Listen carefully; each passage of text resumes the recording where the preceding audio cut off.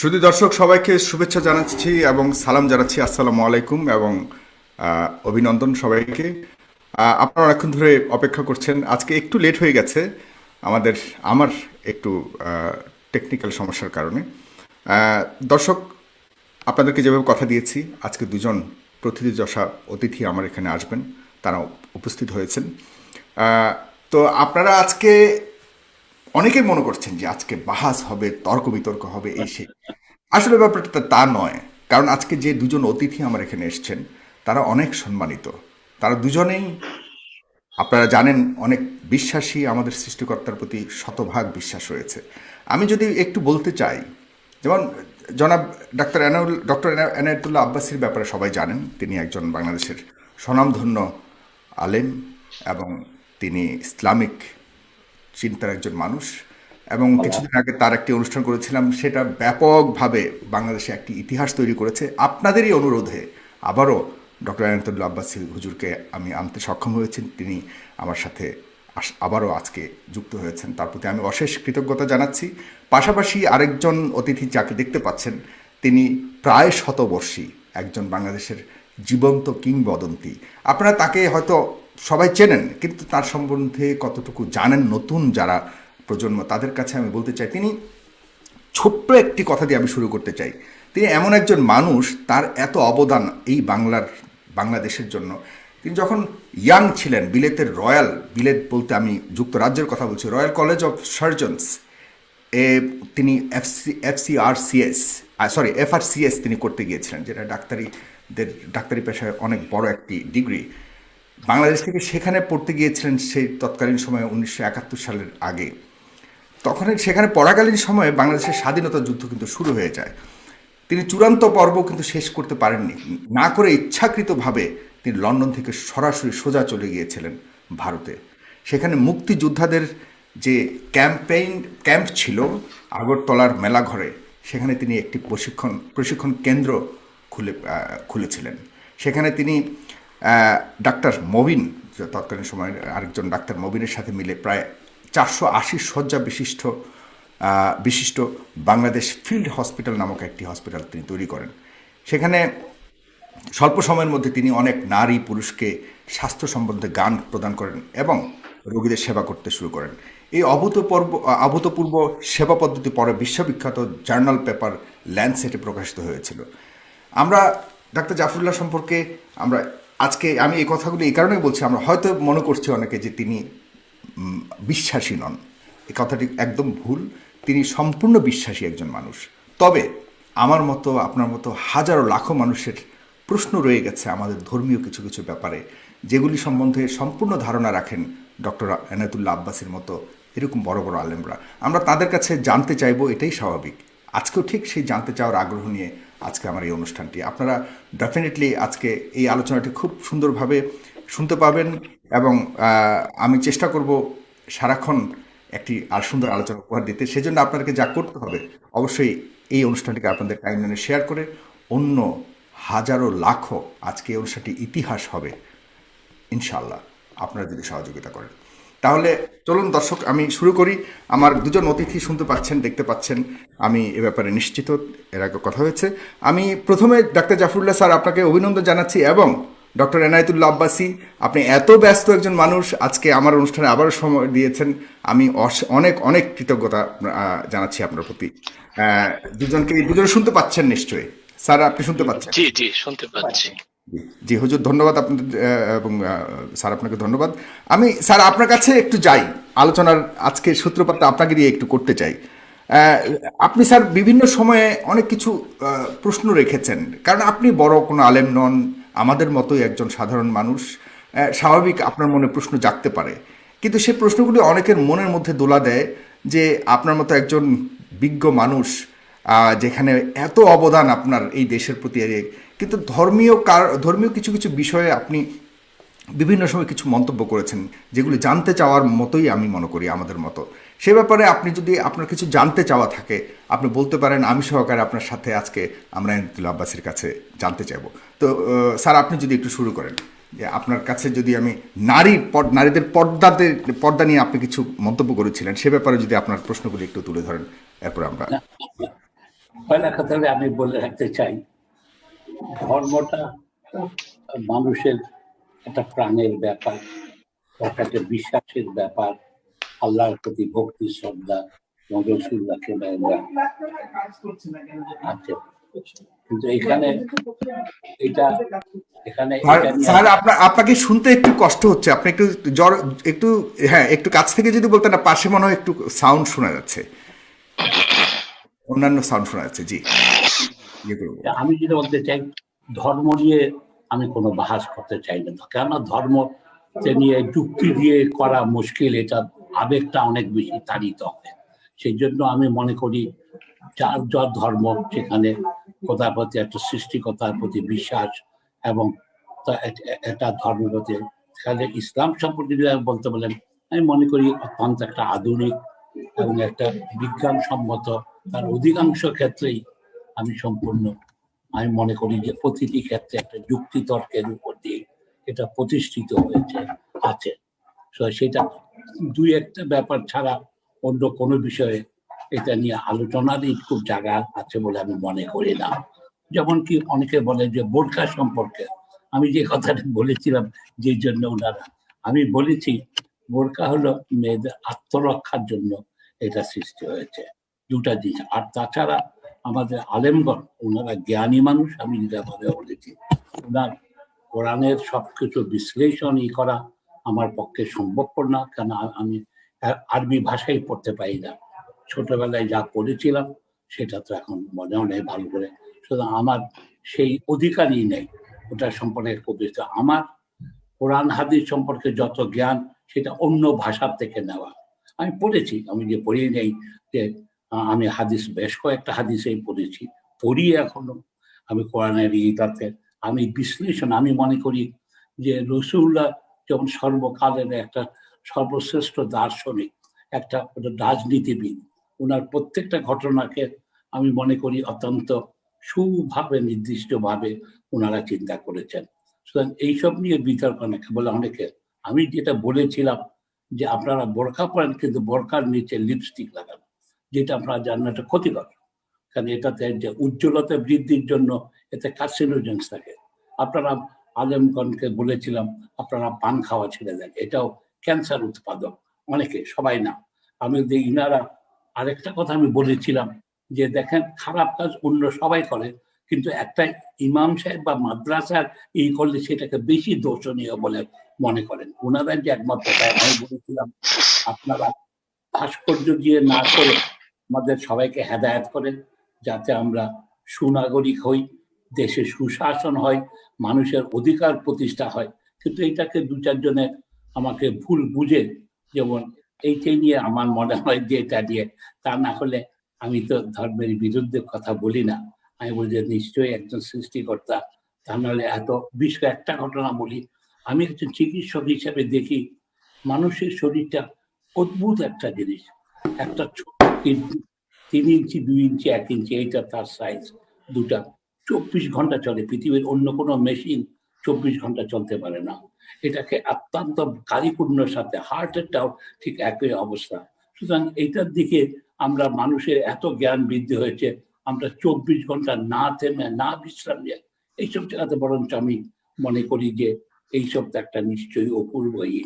কিন্তু ওই যে আমার যেখানে আপত্তিটা, যেখানে আজকে ইনারা কিভাবে প্যান্ট পরতে হবেন বলেন, কি আলখাল্লা এটি আজ পোশাক এসছে একটা প্রকৃতির নিয়মে অবস্থার পেয়েছে। আরব দেশ ধুলিবালি আছে, সেই জন্য বড় পোশাকরা, আমার দেশের ধুলাবালির কম, সুতরাং আমার ঠিক এটার প্রয়োজন নেই, ওটাকেই একমাত্র হওয়া উচিত নয়। সুতরাং এইসব নিয়ে আমি করতাম, বরঞ্চ আমার বেশি আপত্তিটা অন্য জায়গায়, ধর্মের ব্যাপারে। আমার মেয়েটা কেন আমার ছেলের সমান সম্পত্তি পাবে না, এখানেই আমার কাছে আপত্তিটা। এখানে আমি জানি আমাদের প্রত্যেকটা, আজকে যদি আমি কোরআনটা ভালো করে পড়তে পারতাম এবং ইতিহাসটা, আব্বাসী সাহেবরা উনারা তো স্কলার, উনারা জানেন প্রত্যেকটা সূরা,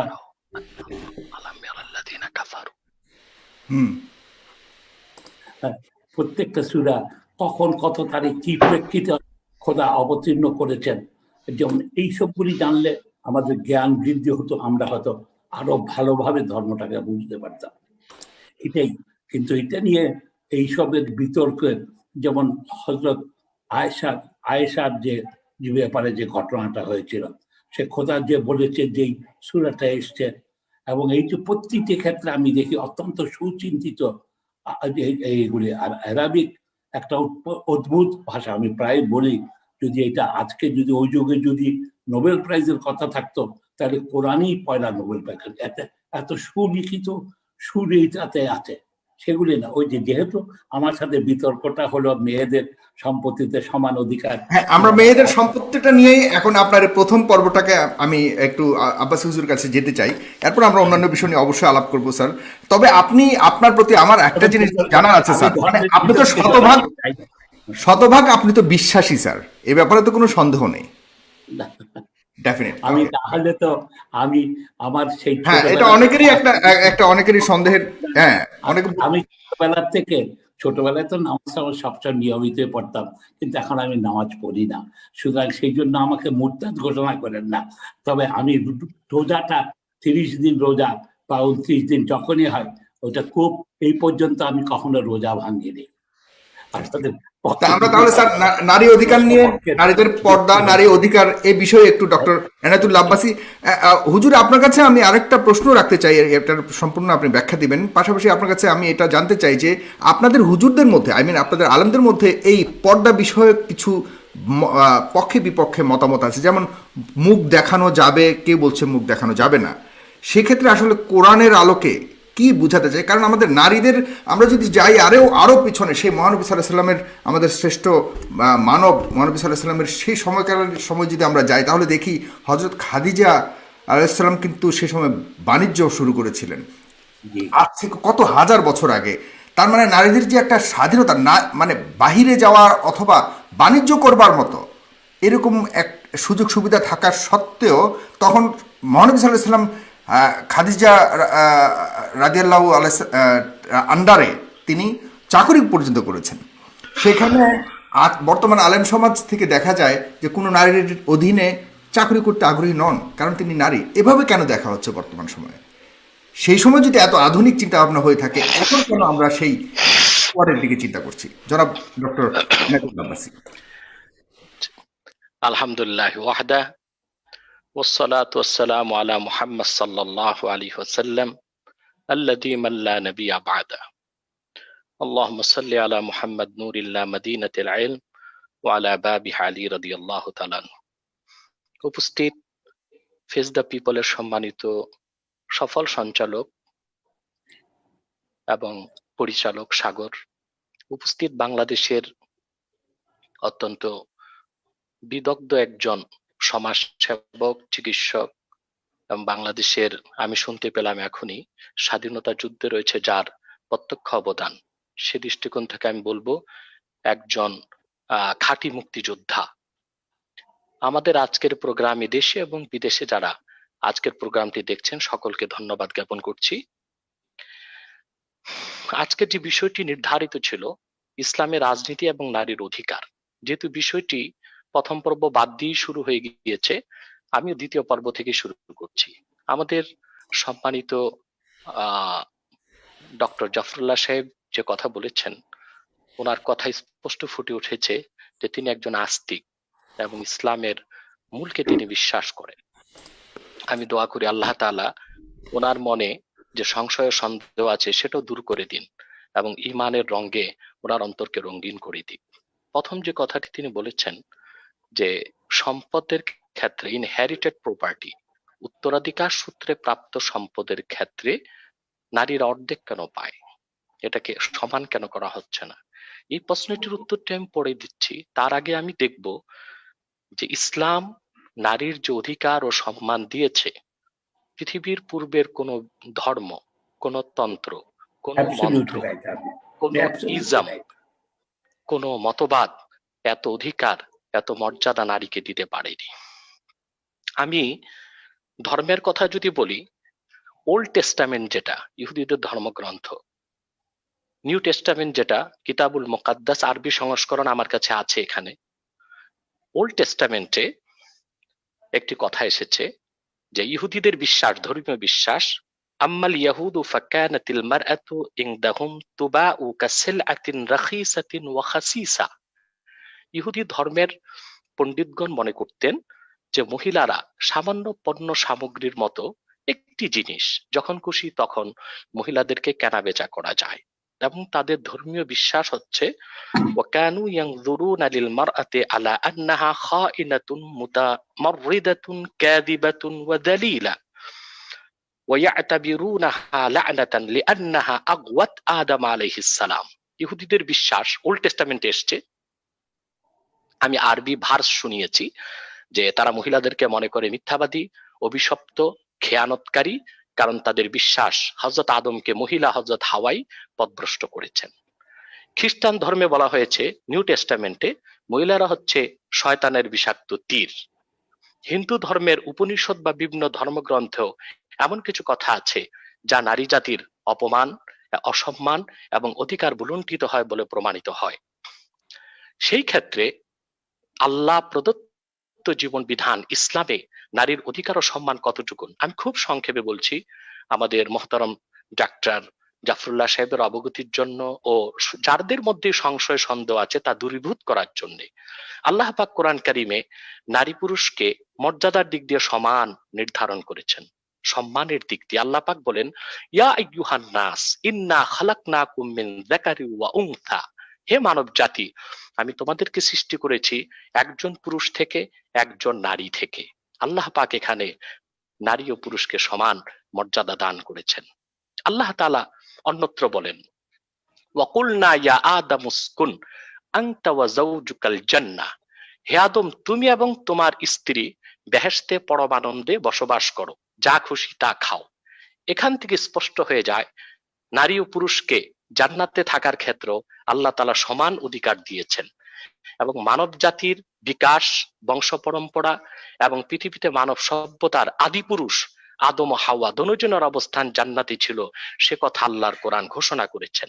সবচেয়ে আশ্চর্যের বিষয়, ওল্ড টেস্টামেন্ট, নিউ টেস্টামেন্ট বা অন্যান্য ধর্মগ্রন্থগুলোতে যেখানে নারীকে অভিশপ্ত বলা হয়েছে আদমকে ধোঁকা দেওয়ার কথা বলা অপরাধে, সেখানে কোরআন কারিমে আল্লাহ তাআলা নারীকে কোথাও দোষারোপ করেননি, হযরত হাওয়াকে আল্লাহ কিছুটা দোষারোপ করেছেন আদমকে। আল্লাহ বলেছেন ওয়া আসা আদামু রাব্বাহু ফাগাওয়া, আদম তার রবের অবাধ্যতা করেছে এবং পথভ্রষ্ট হয়েছে।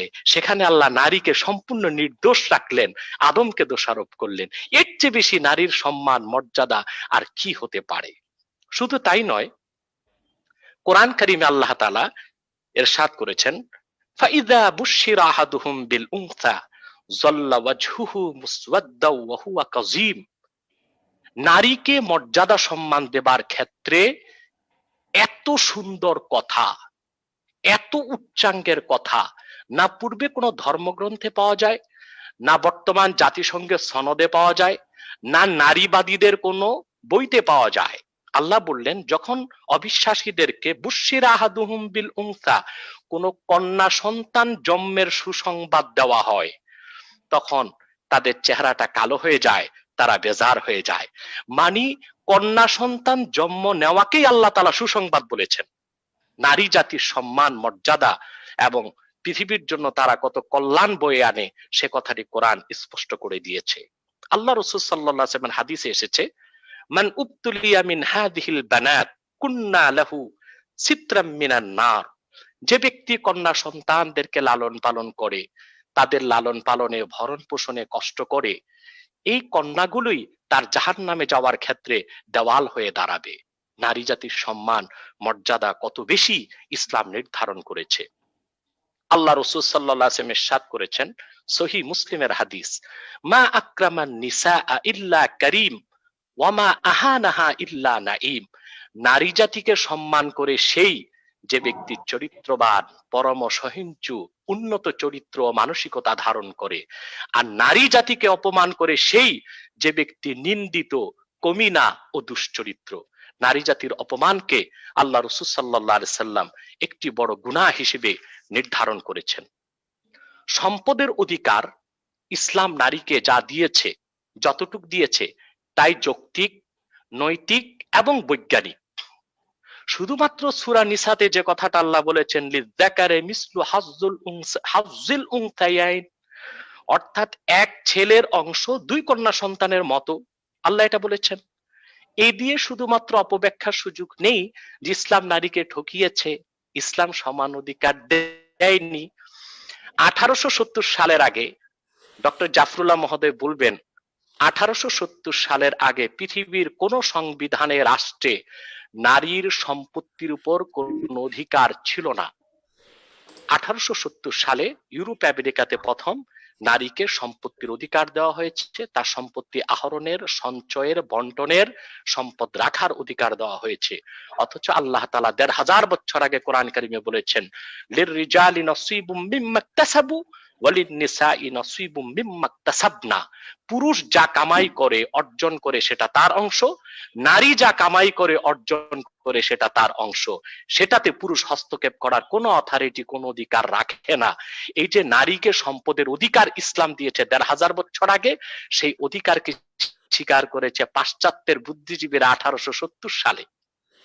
অতএব ইসলাম সব দিক দিয়ে নারীর অধিকারকে সমুন্নত করেছে, নারীর মর্যাদাকে আকাশচুম্বী করেছে। শুধু তাই নয়, আল্লাহ রাসূল সাল্লাল্লাহু আলাইহি ওয়াসাল্লাম ইরশাদ করেছেন, ইবনু মাজার হাদিস, ইন্নাল জান্নাতা তাহতা আকদামিল উম্মাহাত, সন্তানের বেহেশত মায়ের পদতলে, মাদের পদতলে, মাদের পদতলে সন্তানের বেহেশতের কথা বলা হয়েছে।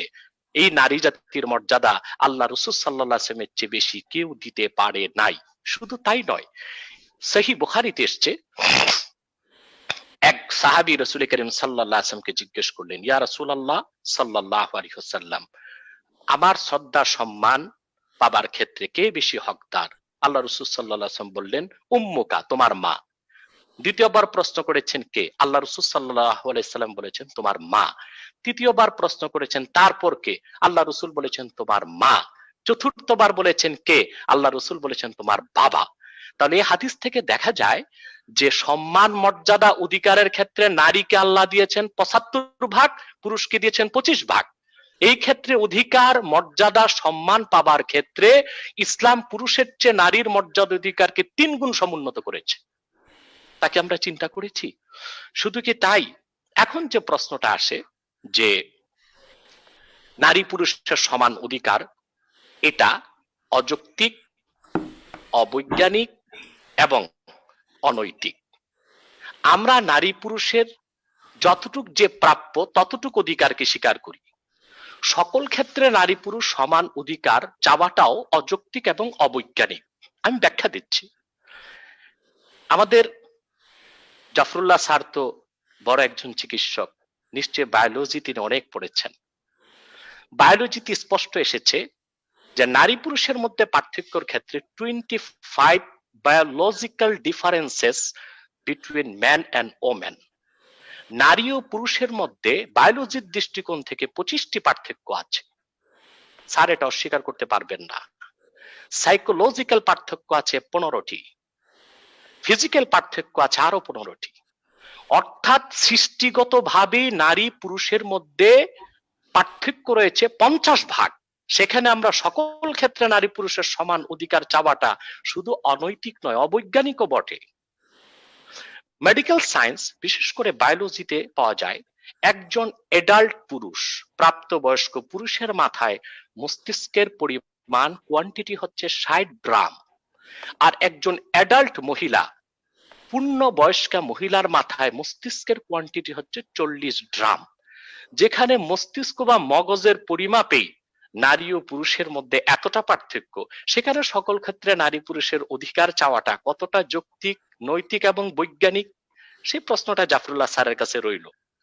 তাহলে এখন প্রশ্ন হচ্ছে, তাহলে সকল ক্ষেত্রে নারী পুরুষের সমান অধিকার চাওয়াটা এটা নৈতিকতা এবং যৌক্তিকতা এবং বৈজ্ঞানিক মানদণ্ডে উত্তীর্ণ নয়। এটা একটি আবেগ ঘন কথা, এটা সত্যের মানদণ্ডে উত্তীর্ণ কোনো কথা নয়। এজন্য ইসলাম কোনো কোনো ক্ষেত্রে নারীকে পুরুষের চেয়ে অনেক বেশি অধিকার দিয়েছে, আর কোনো কোনো ক্ষেত্রে ইসলাম নারীর চেয়ে পুরুষকে বেশি অধিকার দিয়েছে। তাহলে আমরা নারী পুরুষের সমান অধিকার চাইতে পারি না। আমরা নারী যতটুকু অধিকার প্রাপ্য তার অধিকার তাকে পুরা দিতে চাই, পুরুষ যতটুকু অধিকার পাবে ততটুকু অধিকার আমরা পুরুষকে দিতে চাই। আল্লাহ তাআলা যে কোরআনে বলেছেন লিযযাকারি মিসলু হাজ্জিল উনসায়াইন, এক ছেলের অংশ দুই কন্যা সন্তানের মতো। শুধু আমরা এতটুকু কেন দেখলাম? অন্য ক্ষেত্রে আল্লাহ কি বলেছেন তা আমরা কেন দেখলাম না? আল্লাহ পাক স্পষ্ট কোরআন কারীমে বলে দিয়েছেন নারী এক জায়গা থেকে পাবে না। আমি কোরআন কারীমের আরেকটি আয়াত এখানে তুলে ধরছি, যেখানে স্পষ্ট আল্লাহ রাব্বুল আলামিন নারীর সম্পদের অধিকার বিভিন্ন খাতকে উল্লেখ করে দিয়েছেন কোরআনে কারীমের মধ্যে, যে যখন কোন পুরুষ ব্যক্তি, কোন মানুষ যদি পিতা মাতার মৃত্যুর পরে তার উত্তরাধিকার সম্পদ ছেলে যেরকম পাবে মেয়ে সেরকম পাবে, তবে কেউ বেশি কেউ কম। আত্মীয়দের রেখে যাওয়া উত্তরাধিকার সম্পদে ছেলেও অংশ পাবে মেয়েও অংশ পাবে।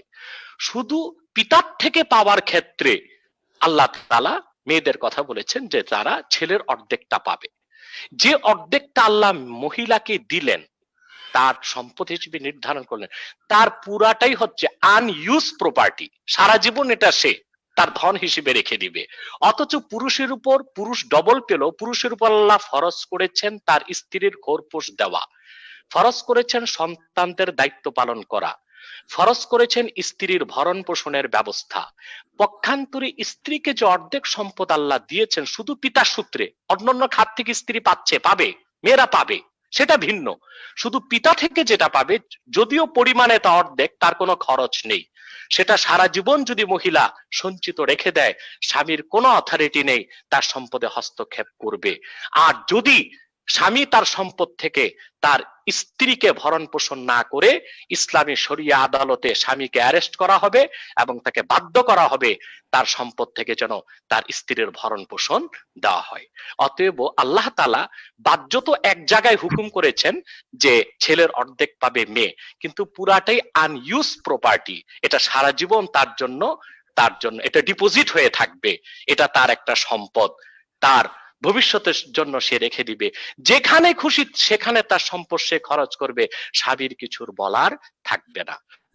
হুজুর ইসলাম আপনার সব কাছে ক্ষেত্রে জি বোরকার পরার ব্যাপারে যদি ইয়ে করেন, পরবর্তী আমরা আরেকটা টপিকে যেতে হবে আমাদের। আচ্ছা ঠিক আছে, আমি বোরখাতে চলে যাচ্ছি। আপনারা বোরখাটা নিয়ে তো অ্যালার্জি বেশি, সেটার ব্যাখ্যাই দিচ্ছি। না, অনেকে জানতে চায়। জি জি আচ্ছা, আমাদের জাফরুল্লাহ স্যারের যত প্রশ্ন আছে আমরা শুনবো এবং কোরআন সুন্নাহ থেকে এগুলোর উত্তর আমরা দিব ইনশাআল্লাহ। একটি কথা জাফরুল্লাহ স্যারের অবগতির জন্য বলছি, এবং জাফরুল্লাহ স্যার তো বিশ্বাসী মানুষ আমি বুঝতে পেরেছি, কিন্তু বাংলাদেশে যারা বুদ্ধিজীবীদের মধ্যে অবিশ্বাসী, সংশয়বাদী, নৈরাজ্যবাদী, তাদেরকে একটি কথা বলবো যে আল্লাহর কোরআনের প্রতিটি বাক্যের, প্রতিটি শব্দের, প্রতিটি অক্ষর মহাসত্যের সর্বোচ্চ মানদণ্ডে উত্তীর্ণ, এবং আল্লাহর হাবিব যার উপর কোরআন আল্লাহ নাজিল করেছেন মুহাম্মদ সাল্লাল্লাহু আলাইহি সাল্লামের প্রতিটি বিশুদ্ধ হাদিস মহাসত্যের সর্বোচ্চ মানদণ্ডে উত্তীর্ণ। সেজন্য বিজ্ঞান দিয়ে কোরআনকে জাস্টিফাই করা যাবে না, কোরআন দিয়ে বিজ্ঞানকে বা অন্য মতবাদকে জাস্টিফাই করতে হবে। তার কিন্তু কারণ হচ্ছে পৃথিবীর, হুজুর এখানে আমার একটা প্রশ্ন আছে, পৃথিবীর এই যে যত প্রশ্ন জানার জন্য সৃষ্টি থেকে শুরু করে আল্লাহর যে কোনো বিষয়ে ইসলাম ধর্মের প্রতি সবকিছুর উত্তর কি কোরআনে দেওয়া আছে? এবং এগুলো জানতে চাওয়া কি কোনো অপরাধ? আমি না অপরাধ না, আমি সেটা বলে দিচ্ছি। আল্লাহ তাআলা কোরআন কারীমে বলেছেন ওয়ানাজ্জালনা আলাইকাল কিতাবা তিবয়ানাল লিকুল্লি শাই। মুহাম্মদ সাল্লাল্লাহু আলাইহি সাল্লাম, আপনার উপর আমি যে কোরআন অবতীর্ণ করেছি তার সবকিছু সুস্পষ্ট ব্যাখ্যা হিসেবে। তাহলে জানতে চাইলে মুরতাদ বলা হয়, এটাও বা কেন? মানে যারা জানে না তারা বলে যে না, এটা জানতে চাইবেন না, এটা জানতে চাওয়া উচিত না, আপনি মুরতাদ, আপনি নাস্তিক, এই ধরনের কিছু কিছু দাবি দাওয়া উঠে আসে আলেমদের পক্ষ থেকে। জানতে চাওয়ার কিছু শিষ্টাচার আছে, কিছু ভদ্রতা আছে। আপনি যদি জানার জন্য জানতে চান, হাজার প্রশ্ন করবেন, আপনাকে কেউ মুরতাদ বলবে না। কিন্তু জানতে যে আপনি যদি আল্লাহ তার রসুলের শানে বেয়াদবি করেন, অবজ্ঞামূলক কথা বলেন, তখনই মুরতাদ হওয়ার প্রশ্নটি চলে আসে। আমার প্রসঙ্গটি সাগর আমাকে শেষ করতে দেন। সেটা হচ্ছে যে মহাসত্যের মানদণ্ডে উত্তীর্ণ আল্লাহর কোরআন। অতএব কোরআনের কিছু যদি আমাদের বুঝতে আমরা ব্যর্থ হই, বুঝতে হবে সেটা আমাদের জ্ঞানের স্বল্পতা। কারণ কোরআন কারীমে, আমি উদাহরণ দিচ্ছি আমাদের জাফরুল্লাহ স্যারের উদ্দেশ্যে, অন্যান্য সংশয়বাদীদের উদ্দেশ্যে এবং সাগর আপনাকেও বোঝানোর জন্য যে কোরআন বা কোরআনের কোনো কথা বা রাসূলুল্লাহর কোনো হাদিস বুঝতে যদি আমরা না পারি, আর সেটা যদি বুঝার ক্ষেত্রে মানবরচিত তন্ত্র মন্ত্র কিংবা বিজ্ঞানের সহায়তা নেই, সেটাও উচিত হবে না।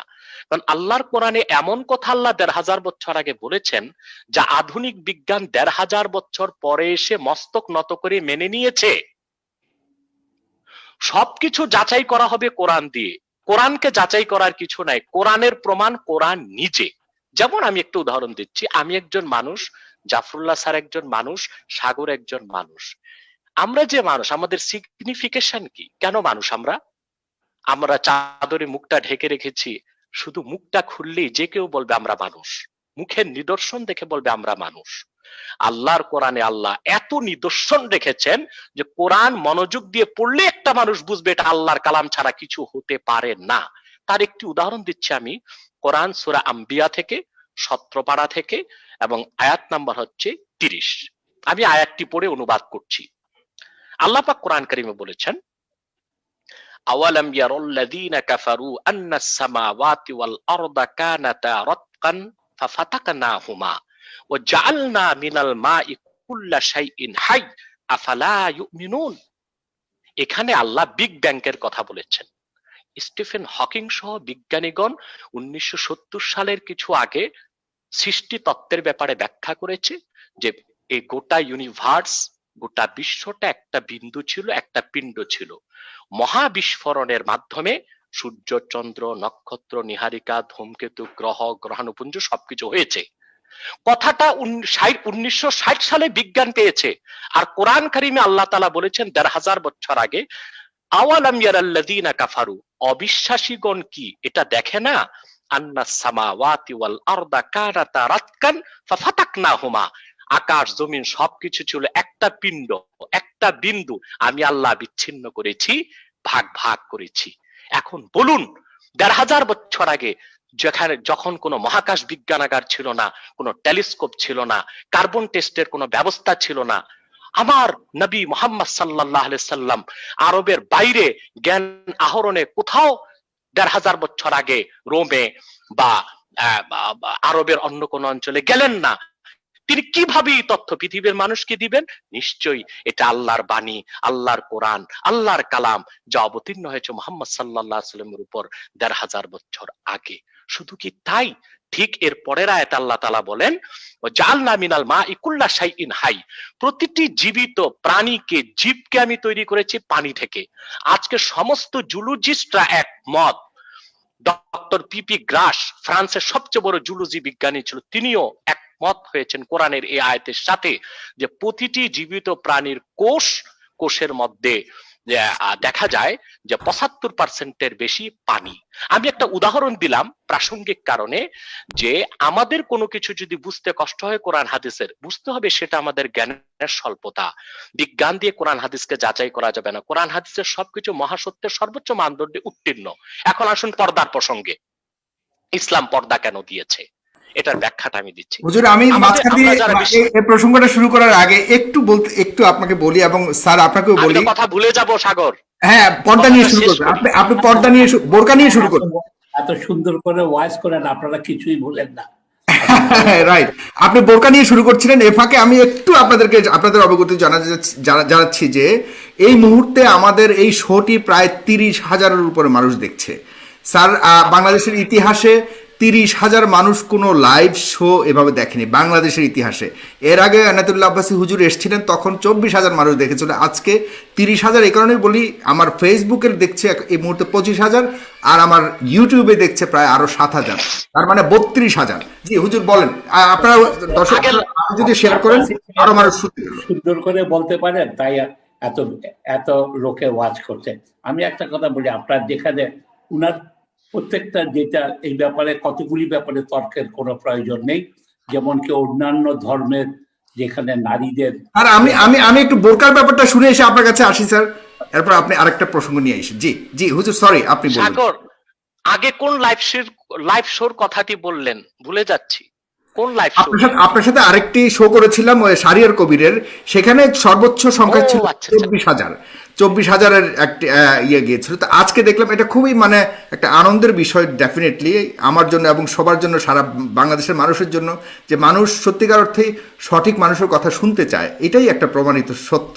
তো সে কারণে আপনাদেরকে জানালাম যে আপনাদের মানুষ কথাগুলো যে কত হাজার মানুষ শুনছে সেটা একটু বললাম আর কি। যে হুজুর, আপনি একটু দয়া করে, যদি অন্যান্য প্রসঙ্গ আসবে, আপনি একটু বোরকার ব্যাপারে যদি একটু স্পষ্ট করেন আমাদেরকে।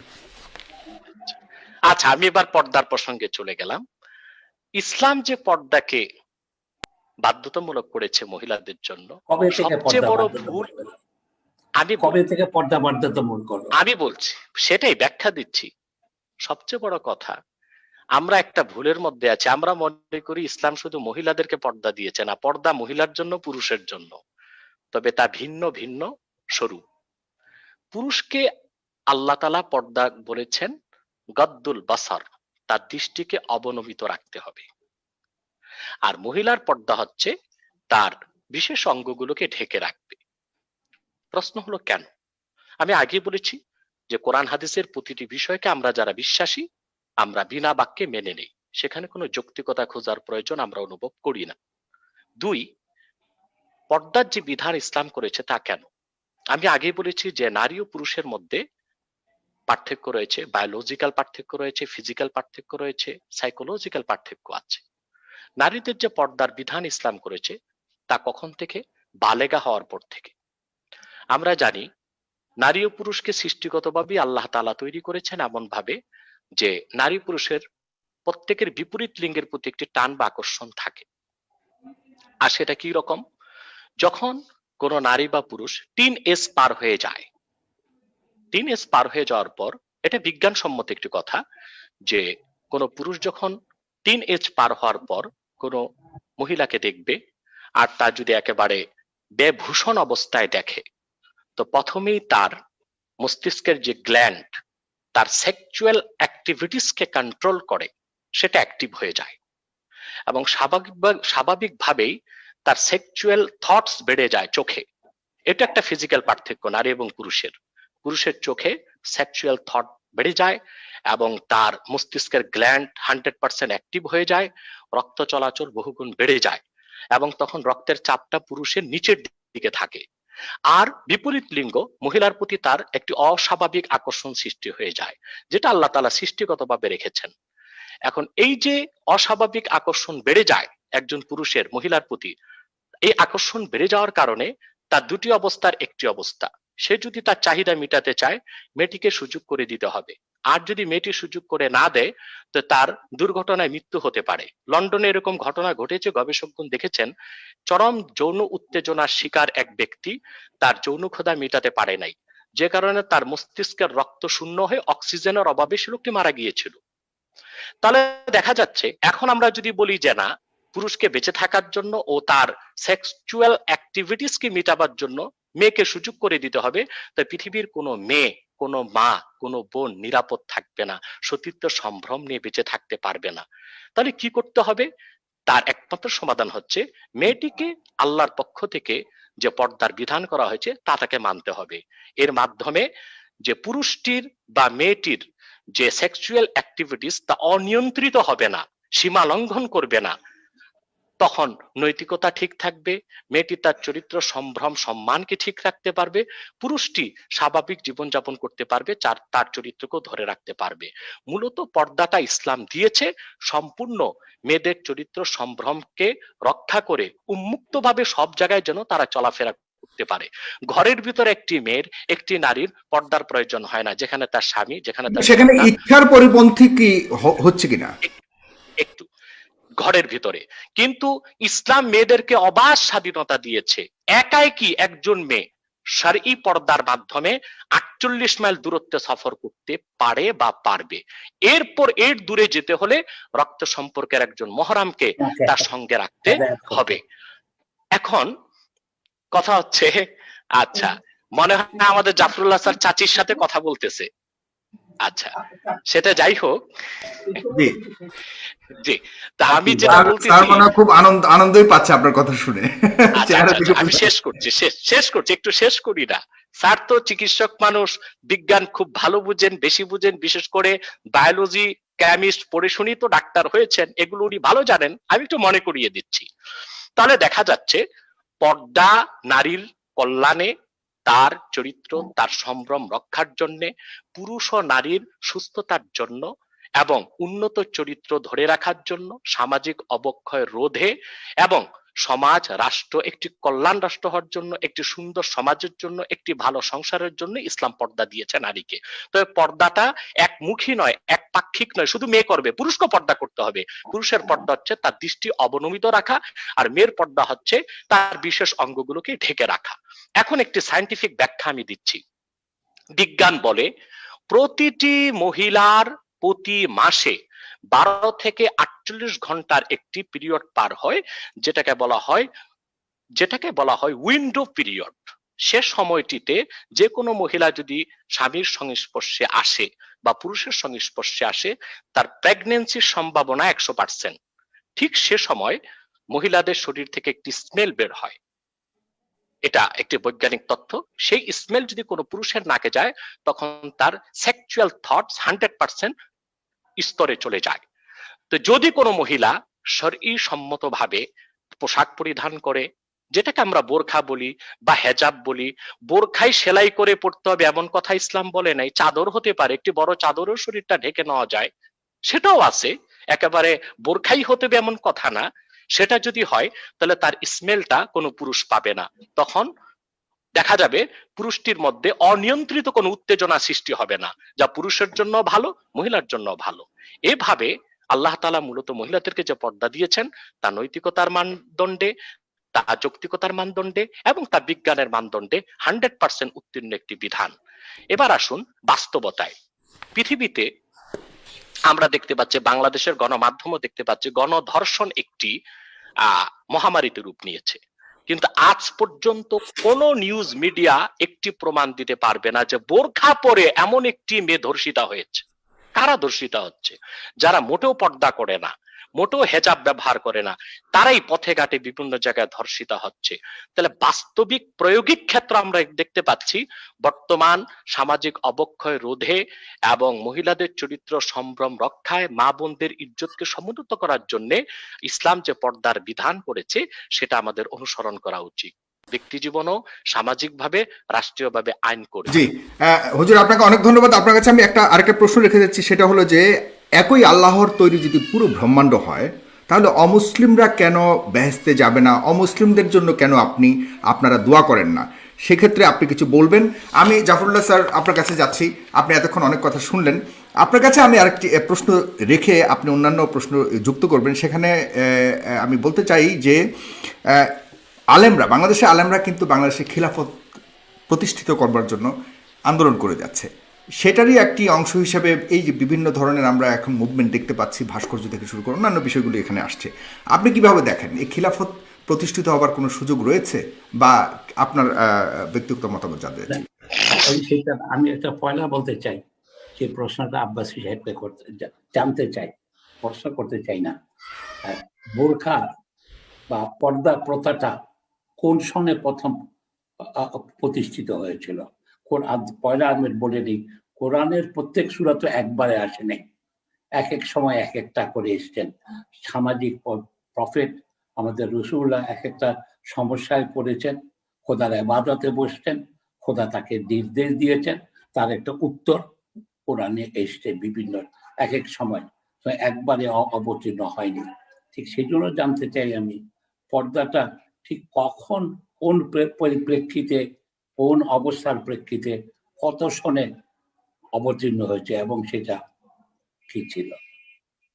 তারপরে আমি যেটাতে আসতে চাই, যে উনি ওই কথাগুলি যে অন্যান্য হুজুরকে এই উত্তরটা দিবে, এখনই দিবে? যে স্যার আপনি কি বলছেন, এখনই দিবে নাকি আরো কয়েকটা প্রশ্ন আপনাকে আমি করেছিলাম সেগুলো নিয়েই কথা করতে পারেন? কারণ ওনার তো একটা সুবিধা আছে, উনি ওয়াইজ মাহফিল করে বেড়ান, মানুষকে হেদায়েত করে বেড়ান, খুব সুললিত ভাবে, খুব ভাবে কনভিন্সিং ওয়েতে, সেটা সেই সব একটা এইটা আমি সেই সময় যাবো না। তবে ওনাদের এইসব প্রশ্নটা সত্যি কথাই বলেছেন। অন্যান্য ধর্মে এই হেদায়েত করে বেড়ানোর ব্যাপারটাকে স্যার আপনি কিভাবে দেখেন ব্যক্তিগতভাবে? ওটা একটা ওয়াজগুলিকে কিভাবে দেখেন? না না, আমি যেমন মনে করি অন্য কাহিনী, ওনারা অনেকগুলি, উনি তো খুবই উনি তো অত্যন্ত জ্ঞানী মানুষ, লেখাপড়া, কিন্তু অনেক মৌলভী সাহেব এই যেমন আরবি বলতে যে উর্দু বলতে থাকেন, একটা কল্পিত কাহিনী বলতে থাকেন। তো সেই সবের আলাপে আমরা যাব না আজকে। আজকে আমি যেখানে যেতে চাই যে উনি কিন্তু সঠিক বলেছেন অন্যান্য ধর্মগ্রন্থের, সেই একটা কথা হলো অন্যান্য ধর্মগ্রন্থগুলি কি খোদা দেওয়া? ওটা বিধাতা বা খোদা, ঈশ্বর, ভগবান ও তাদের প্রদত্ত, না অন্য ধর্মগ্রন্থগুলি মানুষের সৃষ্টি? এটা একটা আমার সবসময় জানার ইচ্ছা। সেটা এই হিন্দুরা কি বা অমুসলিমরা কি খোদা তৈরি করেন নাই? যদি খোদা তৈরি করবেন তাহলে এই ভিন্নতা কেন দিয়েছেন তাদেরকে? আমাদের জন্য বেহেশত নাজিলের ব্যবস্থা তাদের উনিই তৈরি করলেন অমুসলমান করে। আমি তো ইচ্ছা করে অমুসলমান হইনি, তাহলে আমার জন্য এই ব্যবস্থা কেন? এটাকে হিন্দুদের পুরো জন্মের বিষয়টা, মানে আপনি কি হিন্দুদের কথাই বলছেন নাকি পূর্ণ আরো অনেক অনেক ধর্ম তো রয়েছে তাদের, যে কোনোটাই, মানে অমুসলিমদের কথা যদি বলি, অমুসলিমদের কথা বলছি। অমুসলিমদের তো খোদাই তৈরি করেছেন, তাদের একটা ভিন্ন ভগবান বা ঈশ্বর করে নাই। আল্লাহর এই ইচ্ছার কারণটা কি, এটার কোনো উত্তর আছে কিনা আমি জানি না বলে আমার সবসময় আগ্রহ হয়। সেই জন্য আমি বলি যে কোনো মুসলমানের অধিকার নাই একটা অমুসলিমকে খুন করা, ডায়ট করা, তাকে বঞ্চিত করা, কারণ তারাও খোদারই সৃষ্টি বলে আমি মনে করি। সে আমার আল্লাহর উপরে তার কোনো আল্লাহ নেই, তাহলে কি আরেকটা আল্লাহ আছেন যারা অমুসলমানদের বানিয়েছেন? এই বিষয়টা যদি উনি একটু করেন তাহলে ভালো হবে। আর তৃতীয়ত, যেখানে উনার সাথে আমি সম্পূর্ণ, উনি একদম প্রত্যেকটা খাঁটি কথা বলেছেন, মেয়েদের সম্পত্তির অধিকার, ভোটের অধিকার ইত্যাদি সবকিছু মুসলমানরা আগে করেছে, ইসলামের সবকিছু, এই ব্যাপারে কোনো সন্দেহ নেই, কোনো বিতর্কের প্রয়োজন নেই। কিন্তু উনি যত কথাই বলুক আমারই মেয়েটা আমার ছেলেটার সমান পাবে না, কেন? উনি যত সব দিয়েছেন এটা একটা ইমোশনাল। উনি বিজ্ঞানের কথা বললো, এটা বিজ্ঞানসম্মত না, এটা নীতিগত না। উনার যদি একটা মেয়ে থাকে, উনার সম্পত্তিটা অন্যরা পেয়ে যায়, উনার ভাইরা, এটাই বা কেন? আজকে যেখানে যে সমস্যাটা কোথায় হচ্ছে, এই সমান না হওয়ার ফলে, আমি যেটা দেখি ঢাকা শহরে একজনের বাড়ি আছে, 3টা বাড়ি আছে ধানমন্ডিতে, 3টা বাড়ি আছে। সুতরাং আমাদের ধর্মীয় মতে মেয়েটা একটা পাবে, ছেলেটা 2টা পাবে। কিন্তু ছেলেটা কি করে, এই 3 বাড়ির 3 কোণার থেকে অংশ দিয়ে দেয়। ফলে তাকে মেয়েটাকে আমি ডিপ্রাইভ করছি। এটা কখনোই হতে পারে না, নীতিগত ভাবে, বিজ্ঞান কথা নয়। আমার মেয়েটা কেন সমান পাবে না? আমি এটা নিয়ে একবার আলোচনা করার জন্য আল আজহার ইউনিভার্সিটি গিয়েছিলাম। সেখানে আমি যখন WHO এইসব কাজকর্ম করতাম, তো আলেকজান্দ্রিয়াতে যখন গেছি, আমি কায়রোতে গেছি, সেখানে তারা আমাকে যেটা বলেছিলেন, জ্ঞান মুক্তিরা, ওনারা বলেছিলেন যে সেইকালীন যেটা আমাদের আব্বাসী সাহেব বলেছেন, যেই সময় মানুষকে মেরে ফেলা হতো, যেই সময় মেয়েকে নানা অপবাদ দেওয়া হতো, সেই জায়গায় ইসলামের চেয়ে বড় সুযোগ সুবিধা কেউ দেয়নি। এটা একদম অ্যাবসলিউটলি রাইট কথা বলেছেন। কিন্তু তখনকার দিনে ওই প্রেক্ষিত থেকে দিয়ে মেয়েকে 1 ভাগ সম্পত্তি দেওয়া বিরাট অ্যাডভান্সমেন্ট, এই ব্যাপারে কোনো সন্দেহ নেই। যেখানে মেরে ফেলা হয়তো জন্মের সাথে সাথে বা জন্মের পূর্বে, সেই জায়গায় তাকে হত্যাটাকে, এটা হত্যা বলেছে ইসলাম, অত্যন্ত অনৈতিক বলেছে। সেইটা তো করেছে তার জীবিত রাখার জন্য। উনি তো সুসুদা দিয়েই বলেছেন যে এটা সুসংবাদ, একটা কন্যার জন্ম। সেখানে সেই অবস্থায় সেই 600 খ্রিস্টাব্দের 600-650 খ্রিস্টাব্দের মেয়েদেরকে ছেলেদেরকে 2 ভাগ, ওটা হয়তো সঠিক ছিল। কিন্তু আজকের ইসলাম যেহেতু, ইসলামকে যদি এটা করে সবকিছু অপরিবর্তিত, আমার আপত্তিটা বা আমার বোঝার অসুবিধাটা হলো সবকিছু কোরআন নিয়ে আমি তর্ক করা যাবে না, কারণ আমি তো ওনার মতো পণ্ডিত মানুষরা কোরআনের করতে পারি না। আমার দাদি হাফেজ ছিলেন, উনি কোরআন মুখস্থ ছিল, আমাদের তো, আমরা দুর্ভাগ্যবশত সেইটা অর্জন করিনি।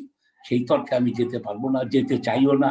ধর্ম একটা আবেগের বিষয় আছে যুক্তি, কিন্তু এই মেয়েদের সম্পত্তির ইটাকে চাই। আর দ্বিতীয়ত যেই যুক্তিগুলি উনি দিয়েছেন, মেয়েরাকে দেখলেই একটা পুরুষের যৌন এটা ঠিক পুরোপুরি সাইন্টিফিক না। পুরাপুরি সাইন্টিফিক একটা আকর্ষণ জন্মাতে পারে, সুন্দরী মেয়েকে দেখেছে, কিন্তু তা বলে একবারে পাগল হয়ে যায় এটাও সত্যি কথা না। সাইন্টিফিক্যালি ফ্রড থেকে শুরু করে কেউ বলে নাই যে এতটুকু ইয়ে হয় ওনার এটা। উনি যে একটা উদাহরণ দিয়েছেন এক ব্যক্তির, সেটা আমি দেখিনি। হতেও পারে একটা দুটা যে উদাহরণ দিয়ে সেটা প্রমাণিত হয় না। একটা দুটা দু চারজন উন্মাদ ব্যক্তিত্ব জন্ম হতেই পারে, উন্মাদ হতেই পারে আজকে সেখানে। তো আমি যেটা জানতে চাই, পর্দাটা কোন সনে এসেছিল, কখন? এটার সাথে রসুল্লাহর যে শেষ বিয়েটা হযরত জয়নাবের সাথে, সেই জাতীয় ঘটনার কোনো সম্পর্ক আছে কিনা? মদিনাতে উনার লাস্ট ম্যারেজ। হ্যাঁ স্যার, আপনার এখান থেকে আমি আরেকটা টার্ন যাব, আমরা তৃতীয় টার্নে গিয়ে আমরা আজকের অনুষ্ঠান শেষ করব। সেকেন্ড টার্নে আমি এ পর্যায়ে চেয়েছিলাম যে রাজনীতিটাকে যুক্ত করতে, যে খেলাফত বা ইসলামিক রাজনীতি যেটা আমাদের দেশে করতে চাওয়া। উনাদের আমার মতে এখানে ধর্মকে রাখতে হবে অন্তরে, ধর্মকে রাখতে হবে মসজিদে, ধর্মকে এই করতে হবে, আমাদেরকে বিশ্বাস রাখতে হবে, আল্লাহর প্রতি বিশ্বাস, খোদার যে ভালো জিনিসগুলি বলেছে সেটাকে অনুসরণ করা। কিন্তু কেউ যদি না করে, তাকে ঘৃণা করার অধিকার আমাকে খোদা দেন নাই। সে বেহেশতে যাবে কি না যাবে সেই সব বলারও অধিকার আমার নাই, কোনো মৌলভী সাহেবেরও নাই, আমারও নাই, আলেম সাহেবদেরও নাই। এটা হলো খোদাই তার বিচার করে যার যেটা প্রাপ্য সেটা করে দেন, আখেরের দিনে করবে। কিন্তু এখন আমরা কথায় কথায় যেটাই, তারপরে হলো কি যে জিনিসটাকে আজকে সবাই ভয় পাচ্ছে কোথায় আমি বলি, আমি কিন্তু ইসলামিক আইন কানুনকে অনেকগুলি জিনিস অত্যন্ত ভালো জিনিস আছে ইসলামে। আমি একজন চিকিৎসক হিসাবে দেখি, আমি যখন মানুষের শরীরের দিকে তাকাই আমি আপ্লুত হয়ে যাই। খোদার সৃষ্টিটাতে একজন ব্যক্তি কোথায় কেউ বসে নিয়ন্ত্রণ করছে আমাদেরকে, এটা না বুঝে উপায় নেই। আমি যখন একজন জীববিজ্ঞানী হিসাবে, কিন্তু অনেকগুলি ব্যাপারে যেখানে আছে, এটা আমার মনে হয় কি ইমোশনালি আমাদের কাছে আলেম সাহেবরা, আরবিটা যেহেতু আমাদের ভাষা না, আমরা নিজেরা পড়তে পারি না। উনি যেমন এতগুলি অনেকগুলি সূরা পরপর বলে গেলেন, আমি তো একটাও বলতে পারলাম না। আমি সবগুলি আমি সবটা স্মরণ উনি রাখতে পারছি। সূরাও বলেননি, উনি সূরার অর্থ বলেছেন স্যার, ডেফিনেটলি, মানে রেফারেন্স দিয়ে। অর্থ বলেছেন। অনেকে আবার অর্থ ছাড়াই সূরা বলেন, সেটা আমরা এর মধ্যে আপত্তি অবশ্যই। আমি তো না করছি না, এটা আরো বেশি আনন্দের জন্য হতো আমি যদি আরবিটাকে ভালোভাবে পড়তে পারতাম। আমি এই দিনও কালকেও আমি এক জায়গায় বলেছি যে আজকে আমাদের স্কুলে আরবি শেখানো উচিত, আজকে আরবি শেখানো উচিত ভাষা হিসাবে। তাহলে এটা একটা সুন্দর ভাষা, তাহলে আমরা এর মর্মার্থটা আরো ভালোভাবে। আর তাছাড়া আমার কর্মজীবনেও সুবিধা হতো আরবি যদি জানতাম। আমাদের যে প্রবাসী ভাইরা যেটা করে, আজকে ভারতে যে অমুসলিমরা আরবি শিখছে, মাদ্রাসায় পড়তে যাচ্ছে, তারা কিন্তু মুসলমান হওয়ার জন্য যাচ্ছে না, তাদের কর্মজীবনের সুবিধার জন্য আসছে। সুতরাং সেগুলির আলাপে তো আমরা চাচ্ছি না। আমরা যেমন মনে করি যে অনেক সময় এই আমাদের কিছু আলেমের, কিছু না, আব্বাস হিসেবের কথা বলছেন, উনি তো ইজ ভেরি লার্নেড ম্যান, সেই জন্য আমি আসতে চাই, ওনার সাথে বাহাস করা যাবে না। বাহাস করার মানে ধর্ম নিয়ে বাহাস করা উচিত না। যেমন কি আজকে হযরত আয়েশার কথাই যদি বলি, আমি যখন হযরত আয়েশার কথা চিন্তা করি আমি আপ্লুত হয়ে যাই। উনি হতেন সারা পৃথিবীর জোয়ান ও বার্ক।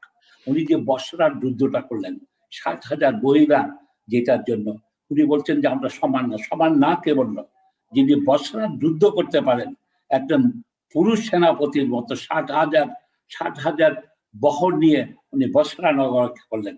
তো উনাকে হারাবার জন্য আলীকে একটা অনৈতিক কাজ করতে হলো, তার উটের এইতে বসিয়ে দিতে হলো। সুতরাং সেই রকম ইসলামের উনি যতগুলি হাদিসের উনি চেষ্টা করছেন। তারপরে যদি দেখি, আমি যখন দেখি কত বুদ্ধিমতী হযরত আয়েশা ছিলেন। উনার যখন হযরত ওমর উনার ওখানেই কবর চাইলেন, উনি বলেন যে পরপুরুষের কবর বাড়িতে, আমার বাড়িতে কি করা হয়। প্রত্যেকটা ক্ষেত্রে এটা অপূর্ব। এটা একটু যদি উনারা যদি খোলা মনে এইসব আলোচনা করার সুযোগ দিতেন, প্রত্যেকটা পড়াশোনা হলে আমার মনে হয় ইসলাম ফোবিয়াটা পৃথিবী থেকে চলে যেত।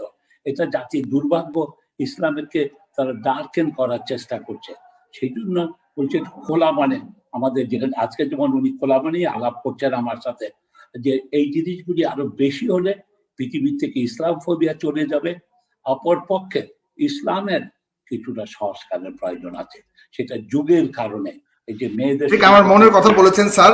স্যার এরপর কারণে আমি সম্পত্তির অধিকারের বিষয়টা ওনাদেরকে এইটা বিষয়টা নিয়ে এইটাকে এই আছে। আমি আরেকজন আলেমের সাথে দেখা করেছিলাম, আমি যেহেতু এটা জানতে চাই, উনি বলেছেন যে আমাকে, আমি সম্পত্তির প্রশ্নটা ওনাকে উঠিয়েছিলাম, উনি আমাকে বলেছেন, নাম বলছিলাম, উনি বলছেন না এটাও ইসলামী বিধান আছে। আমাকে যা বলছিলেন ইসলামী আমি কিরকম, সেটা বাবাকে আগে সমান করে দিয়ে যেতে পারে। বাবা যদি আগেই সমান দিয়ে যায়, শুনছেন আব্বাসী সাহেব? জি স্যার শুনছে স্যার। আমি যে বলছি, উনি আমাকে বলেছিলেন যে ইসলামী শরীয়তে আমি, আমার মেয়েটা একবার পাবে, ছেলেটা দুবার। ইনফ্যাক্ট আমার একটা ছেলে একটা মেয়ে আছে। অবশ্য আমার কোনো সম্পত্তি নেই, কারণ আমি সোশ্যালিস্ট। আমি কোনো সম্পত্তিতে বিশ্বাস করি না, আমার নেই। কিন্তু এইখানে আপনার সম্পত্তি নাই মানে স্যার, আপনার তো গণস্বাস্থ্য কেন্দ্র থেকে শুরু করে অনেক সম্পদ। আমার সম্পত্তি নাই, এটা একটা ওয়াকফ সম্পত্তি। আমি তার একজন ট্রাস্টি। আমার কোনো ব্যক্তি ঢাকা শহরে বাড়িঘর নেই, আপনার বিলাতে নেই, আমি কখনো বাড়িঘর করিনি, জায়গা কিনিনি, কিছুই নেই। কিছু হয়তো আপনার কিছুই নাই? না, তারপর বর্তমান থাকছেন যেখানে। আমার শাশুড়ির, আমি ঘর জামাই, আমি শাশুড়ির বাড়িতে থাকি, তাদের দয়াতে থাকি, তাদের দেখাশোনা, তাদের দয়াতে। তাহলে তো আপনি সঠিক পথে আছেন স্যার। আমরা তাহলে অনেকগুলি প্রসঙ্গ আসবে আজকে, আসলে আমি খুব শর্ট করে আমি শেষ করি সাগর। তা উনি আমাকে বললেন যে আমাদের ইসলামিক এই যে মেয়েটা একটা পাবে, ছেলেটা দুটা পাবে, কিন্তু আপনি ইচ্ছা করলে এটা শরীয়ত বিধান মোতাবেকই হবে। বাবা তার জীবিতকালে ইচ্ছা করলে দুজনকে সমান ভাগে দিয়ে যেতে পারেন। এটাই আমার মনে, এইটাই হয়তো ইসলামের যদি এটা থাকে। উনি আমাকে এটা বলেছেন, এক আলেম, ওনার মতোই আলেম, এইটাতে। আমি এটা খুব ভালো কথা, এটা বলেন না কেন? এই যে ইসলামের বিরুদ্ধে যে নানা রকম অপপ্রচেষ্টা আছে, এইটার যদি উত্তরটা জানানো হয়, এটাকে প্রহিবিট করে নেয় আছে। তো ওইটা যে কথাগুলি উনি বলেছেন এগুলি তো ঠিকই আছে। এই দিকের আর কি আমার মনে হয় আমাদেরও একটু সহনশীল হওয়ার প্রয়োজন আছে ধর্মের ব্যাপারে। সহনশীল হওয়ার দেখাচ্ছে আমাদের লোকজনকে ধর্মটাকে আরো ভালোভাবে শিক্ষাদান করার প্রয়োজন। অপরপক্ষে কাউমি মাদ্রাসা থেকে শুরু প্রত্যেকটাতে বিজ্ঞান পড়ানো উচিত, অঙ্ক করানো উচিত, ইংরেজি ভাষা। আর এইদিকে আমরা যারা অন্য এইতে আমাদের আরবি শেখানো উচিত বলে আমি মনে করি। জি, আপনি পরবর্তী টার্নে স্যার আপনার কাছ থেকে হাজরে আসওয়াদকে আপনি আমার একটা অনুষ্ঠানে আপনি মূর্তি বলে দাবি করেছিলেন, সে বিষয়ে আপনি একটু ব্যাখ্যা করবেন পরের টার্নে স্যার। আমি এই টার্নে অলরেডি এনায়েতুল্লাহ আব্বাসী হুজুরের কাছে প্রায় 10টারও বেশি প্রশ্ন আমরা করে ফেলেছি বা আপনি করেছেন। হুজুর, আপনি কিছু ব্যাখ্যা দেওয়ার ক্ষেত্রে আলেমদের এক একজনের এক এক রকম মতামত আছে। স্যার আপনি একটু আনমিউট করবেন দয়া করে। হুজুর একটু আনমিউট করবেন, আপনার ওখান থেকে একটু আনমিউট করবেন। জি হুজুর, এখন শুনতে পাচ্ছি। সাগর, শোনেন, আগে ডক্টর জাফরুল্লাহ সাহেবের জবাবগুলো দেওয়া উচিত। জি সেটাই করবেন, আপনি সেটাই করবেন। জি, হ্যাঁ, প্রথম হচ্ছে যে ডক্টর জাফরুল্লাহ সাহেব বলেছেন যে বৈজ্ঞানিক তথ্য আমি যা দিয়েছি তা ওনার সবটুকুন বিশ্বাস হয় না। উনি তো অনেক পুরানকালে বিজ্ঞান পড়েছে, আমরা তো এখন পড়ি। এই যে আমার হাতে অক্সফোর্ডের থিসিস দেখতে পাচ্ছেন, যেখানে man vs woman, physical and psychological and biological differences between man and woman। Cambridge বিশ্ববিদ্যালয়ের একজন বিজ্ঞান বিভাগের প্রফেসরের থিসিসকে যদি উড়িয়ে দেওয়া হয়, সেটার ব্যাপারে আমি কিছু বলতে চাই না। দ্বিতীয় যে বিষয়টি এসেছে যে উনি সম্পদের ব্যাপারে উনি মেনে নিতে পারছেন না, বিষয়টা তো স্পষ্ট। কোরআন হাদিসের কথা মানা না মানা এটা কারো ব্যক্তিগত বিষয়, আমরা কাউকে চাপিয়ে দিব না। আমি আগেই বলেছি মহাসত্যের সর্বোচ্চ মানদণ্ডে উত্তীর্ণ হচ্ছে কোরআন। কেউ যদি না বুঝে, মানুষকে আল্লাহ বুঝার মতো ক্ষমতাই বা কতটুকু দিয়েছেন? মানুষ যা কিছু দেখে বুঝে তার পঞ্চ ইন্দ্রিয় দিয়ে। পঞ্চ ইন্দ্রিয় চক্ষু, জাফরুল্লাহ সাহেবের চক্ষুর ক্ষমতাই বা কতটুকু, কানের ক্ষমতা কতটুকু, আমার চোখের ক্ষমতা কতটুকু? আমরা খালি চোখে 21 মাইল দেখতে পাই, আমরা কানে কতটুকু শুনি? আমরা শুনি যেই শব্দের কম্পাঙ্ক সেকেন্ডে 20,000-এর বেশি তা শুনি না, যে শব্দের কম্পাঙ্ক সেকেন্ডে 20-এর কম তাও শুনি না। আমরা এই ক্ষুদ্র পঞ্চেন্দ্রিয় নিয়ে বিজ্ঞান চর্চা করে কোরআন কারিমের কোনো কিছু নিয়ে সন্দেহ করাটা নির্বুদ্ধিতা ছাড়া কিছুই হবে না।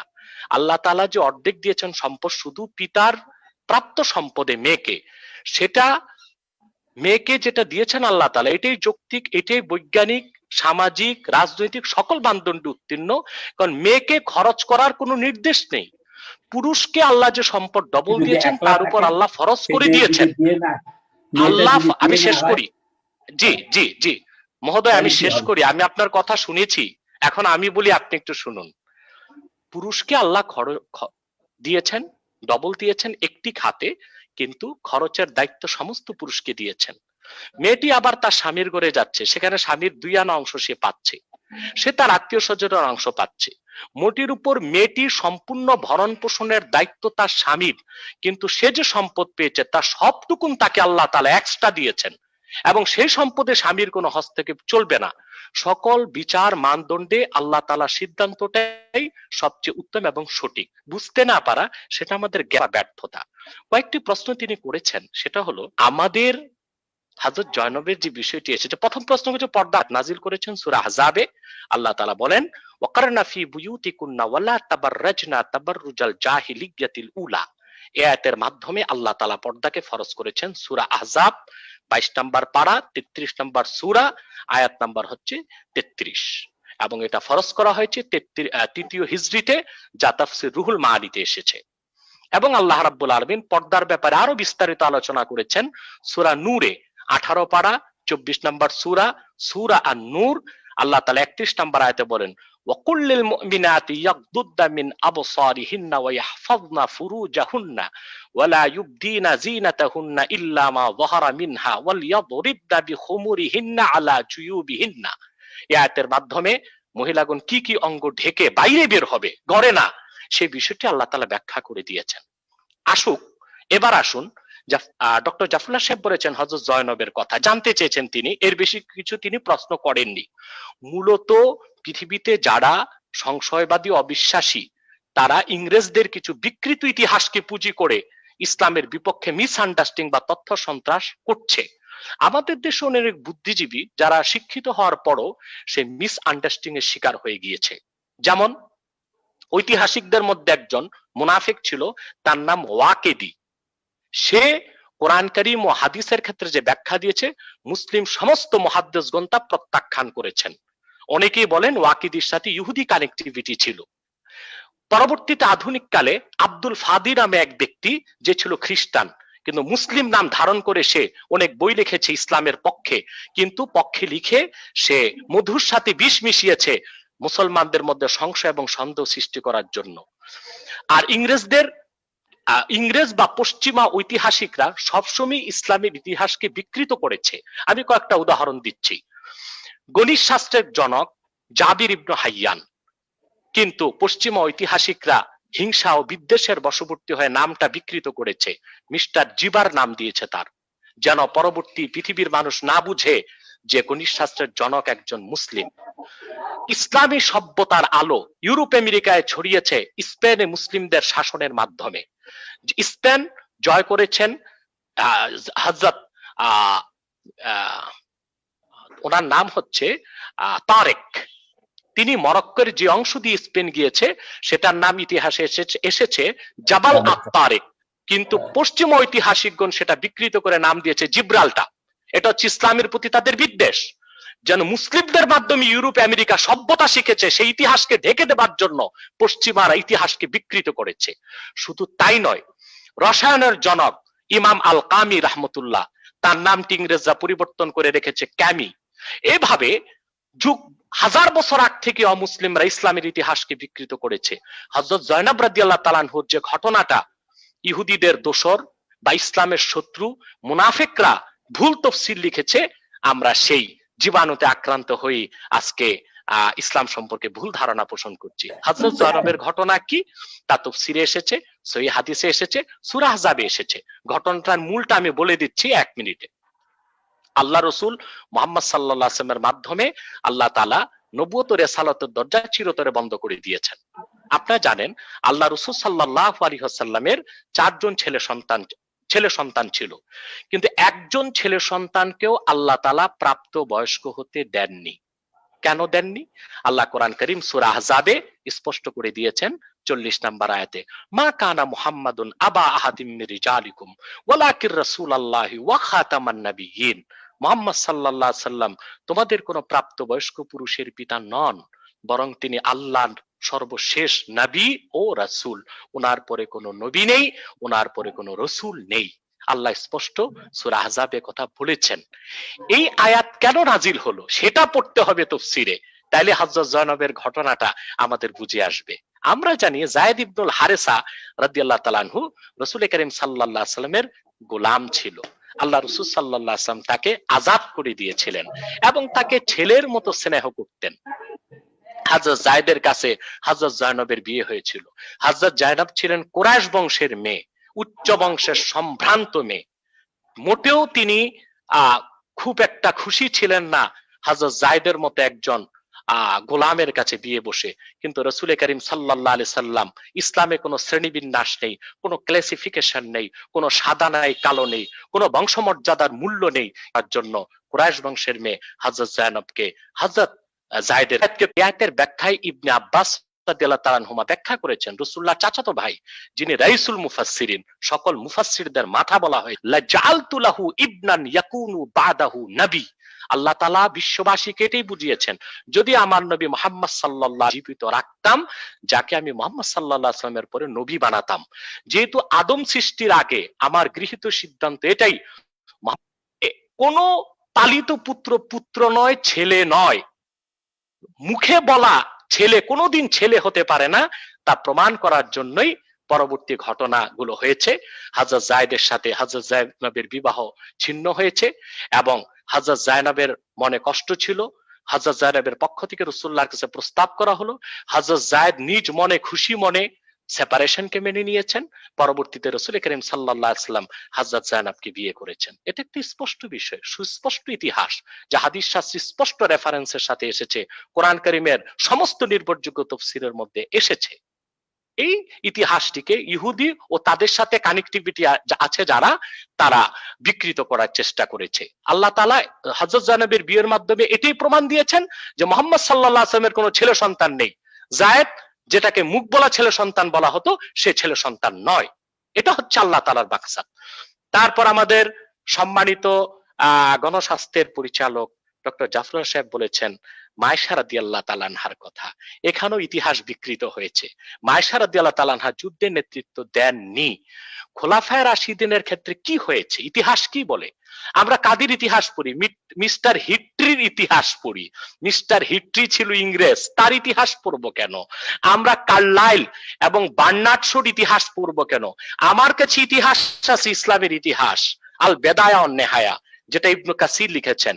তারিখে দামেস্ক 80 খণ্ডে লেখা ইতিহাস, ইবনে আসাকিরের ইতিহাস, ইবনে খুলদুন সমাজ বিজ্ঞানের জনক যাকে বলা হয়, ওয়াফিয়াতুল আয়ানের লেখক। এই ইতিহাসগুলো পড়তে হবে খোলাফায়ে রাশিদিনের সঠিক ইতিহাস জানার জন্য। খোলাফায়ে রাশিদিনের সময় আবু বকর রাদিয়াল্লাহু তাআলা আনহু, ওনার স্বাভাবিক মৃত্যু হয়েছে। 2 বছর 6 মাস খেলাফতের দায়িত্ব পালন করার পর তিনি জান্নাতবাসী হয়েছেন।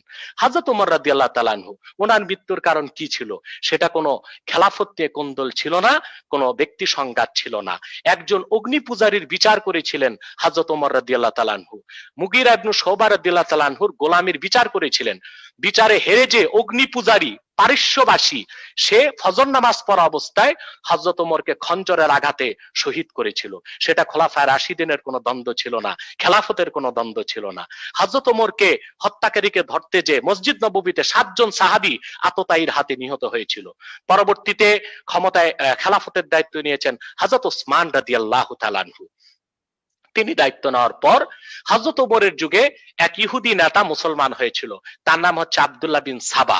মূলত সে ছিল মুনাফিক, অর্থাৎ বাহ্যিক মুসলমান হয়েছিল, মূলত সে মুসলিম হয়নি।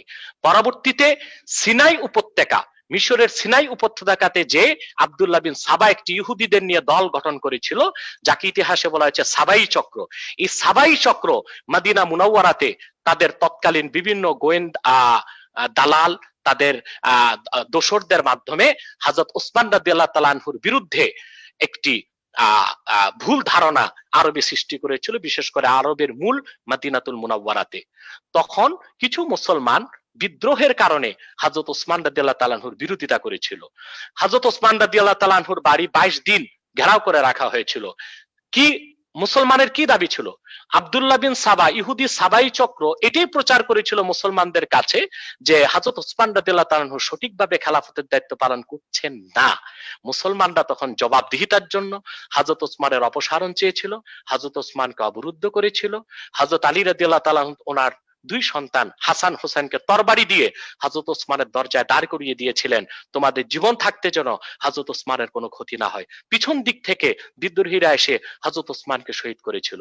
হযরত ওসমানের শাহাদাতকে কেন্দ্র করে হযরত আলী এবং দামেস্কের শাসক হযরত মুয়াবিয়ার সংঘাত শুরু হয়েছিল। হযরত মুয়াবিয়া রাদিয়াল্লাহু তাআলা আনহু মিসআন্ডারস্ট্যান্ডিং ছিল, তার ভুল বুঝাবুঝি ছিল। সাবাই চক্র এখন যেমন ইহুদিরা সারা পৃথিবীতে ইসলামের বিরুদ্ধে ইসলাম ফোবিয়া ছড়াচ্ছে, মিসআন্ডারস্ট্যান্ডিং করছে, সকল চ্যানেল তো তাদের হাতে। তাদের যে পূর্বপুরুষ ছিল আব্দুল্লাহ বিন সাবা, আব্দুল্লাহ বিন উবাই, তারাও ছিল এরকম কুচক্রী। তারা মিথ্যাটা বারবার বলতো যেন মানুষের মধ্যে বিভ্রান্তি সৃষ্টি হয়। তো মদিনা মুনাওয়ারা থেকে দামেস্কের দূরত্ব ছিল 15 দিনের। সাবাই চক্র সেখানেও যে হযরত মুয়াবিয়াকে ভুল বুঝিয়েছিল যে হযরত ওসমান রাদিয়াল্লাহু তাআলা আনহুর মৃত্যুর বিচার হযরত আলী কেন করছেন না, হযরত আলী কেন করেননি। ইতিহাস তার প্রমাণ দিয়েছে যে হযরত আলী রাদিয়াল্লাহু তাআলা আনহু মুসলিম খেলাফতের মধ্যে যে উত্তেজনা বিরাজ করছিল, যে ফিতনা ছিল, তিনি তা দমনের পর হযরত ওসমানের বিচার, যারা হত্যার সাথে জড়িত তাদের বিচারের কথা বলেছিলেন। কিন্তু ভুল বুঝার কারণে হযরত মুয়াবিয়ার সাথে হযরত ওসমান আলী রাদিয়াল্লাহু তাআলা আনহুর যুদ্ধ হয়েছে। আম্মাজান হযরত আয়েশা রাদিয়াল্লাহু তাআলা আনহা তখন পক্ষ নিয়েছিলেন হযরত ওসমান রাদিয়াল্লাহু তাআলা আনহুর, পক্ষ নিয়েছিলেন হযরত মুয়াবিয়ার। কিন্তু হযরত আলী রাদিয়াল্লাহু তাআলা আনহু হযরত আয়েশা রাদিয়াল্লাহু তাআলা আনহার সাথে কোনো দুর্ব্যবহার করেননি, বরং আব্দুল্লাহ বিন আব্বাসকে পাঠিয়ে আম্মাজান হযরত আয়েশাকে পুরো ব্যাখ্যা দেওয়ার পর আয়েশা রাদিয়াল্লাহু তাআলা আনহা তিনি মদিনা মুনাওয়ারাতে ফিরে এসেছিলেন এবং হযরত আয়েশা রাদিয়াল্লাহু তাআলা আনহার নিরাপত্তার জন্য হযরত আলী 250 সাহাবীকে সঙ্গে দিয়েছিলেন, যেন সসম্মানে হযরত আয়েশা রাদিয়াল্লাহু তাআলা আনহাকে মদিনাতুল মুনাওয়ারাতে পৌঁছিয়ে দেওয়া হয়। আম্মা জান আয়েশা রাদিয়াল্লাহু তাআলা আনহা সেখানে যুদ্ধে নেতৃত্ব দেননি, বরং তিনি সমর্থন জ্ঞাপন করার জন্য গিয়েছিলেন। সেটা নারী নেতৃত্বকে সাব্যস্ত করেন না। দ্বিতীয়, নারী নেতৃত্বকে তিনি যে প্রমাণ করতে চাচ্ছেন, আল্লাহ রাসূল সাল্লাল্লাহু আলাইহি ওয়াসাল্লাম কি বলেছেন নারী নেতৃত্বের ক্ষেত্রে, সেটা তো আমাদের বুঝে থাকা দরকার। আল্লাহ রাসূল সাল্লাল্লাহু আলাইহি ওয়াসাল্লাম নারী নেতৃত্বের ক্ষেত্রে কুফলতার কথা বলেছেন। কুফলতা অর্থাৎ পুরুষ নেতৃত্বে যে সফলতা আসবে, নারী নেতৃত্বে সেই সফলতা আসতে পারে না, সেটা হাদিসের অর্থ, যেটা আবু দাউদের মধ্যে এসেছে। রাসূল করিম সাল্লাল্লাহু আলাইহি ওয়াসাল্লাম ইরশাদ করেছেন, লা ইউফলিহা কওমুন ওয়াল্লাহু আমরাহুম ইমরাতান, যে জাতি তাদের শাসন ব্যবস্থার দায়িত্ব, রাষ্ট্র পরিচালনার দায়িত্ব নারীকে দিবে, সেই জাতি পুরোপুরি সফলতা কখনো লাভ করবে না। আল্লাহ রাসূলের এই হাদিসের বাস্তবতা দেখতে হলে আমেরিকাকে দেখেন। আমেরিকাতে ডেমোক্রেসি, গণতন্ত্রের বয়স 240 বছর পার হয়েছে। মিস্টার জো বাইডেন 46তম প্রেসিডেন্ট। যেই আমেরিকা সারা দুনিয়ায় নারীবাদী আন্দোলন করছে, নারী পুরুষের সমান অধিকার চাচ্ছে, 240 বছরের ইতিহাসে আমেরিকা একজন নারীকে প্রেসিডেন্ট কেন বানালো না? 46 জন প্রেসিডেন্টকে ক্ষমতায় বসিয়েছে, সব পুরুষকে, কারণ তারা মনে প্রাণে জানে মুহাম্মদ সাল্লাল্লাহু আলাইহি সাল্লাম 1500 বছর আগে যা বলেছেন তা মহাসত্য। সেজন্য তারা গোপনে হলেও আল্লাহ রাসূলের রাজনৈতিক আদর্শকে রাষ্ট্রীয়ভাবে গ্রহণ করেছে।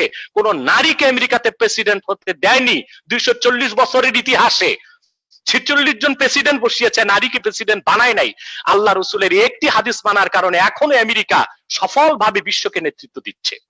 এরপর ডক্টর জাফরুল্লাহ সাহেব একটি কথা বলেছেন যে ইসলাম ব্যক্তিগত বিষয়, এটা রাষ্ট্রীয় বিষয় না। না, ইসলাম কোন ধর্ম নয়, এটা বুঝতে হবে।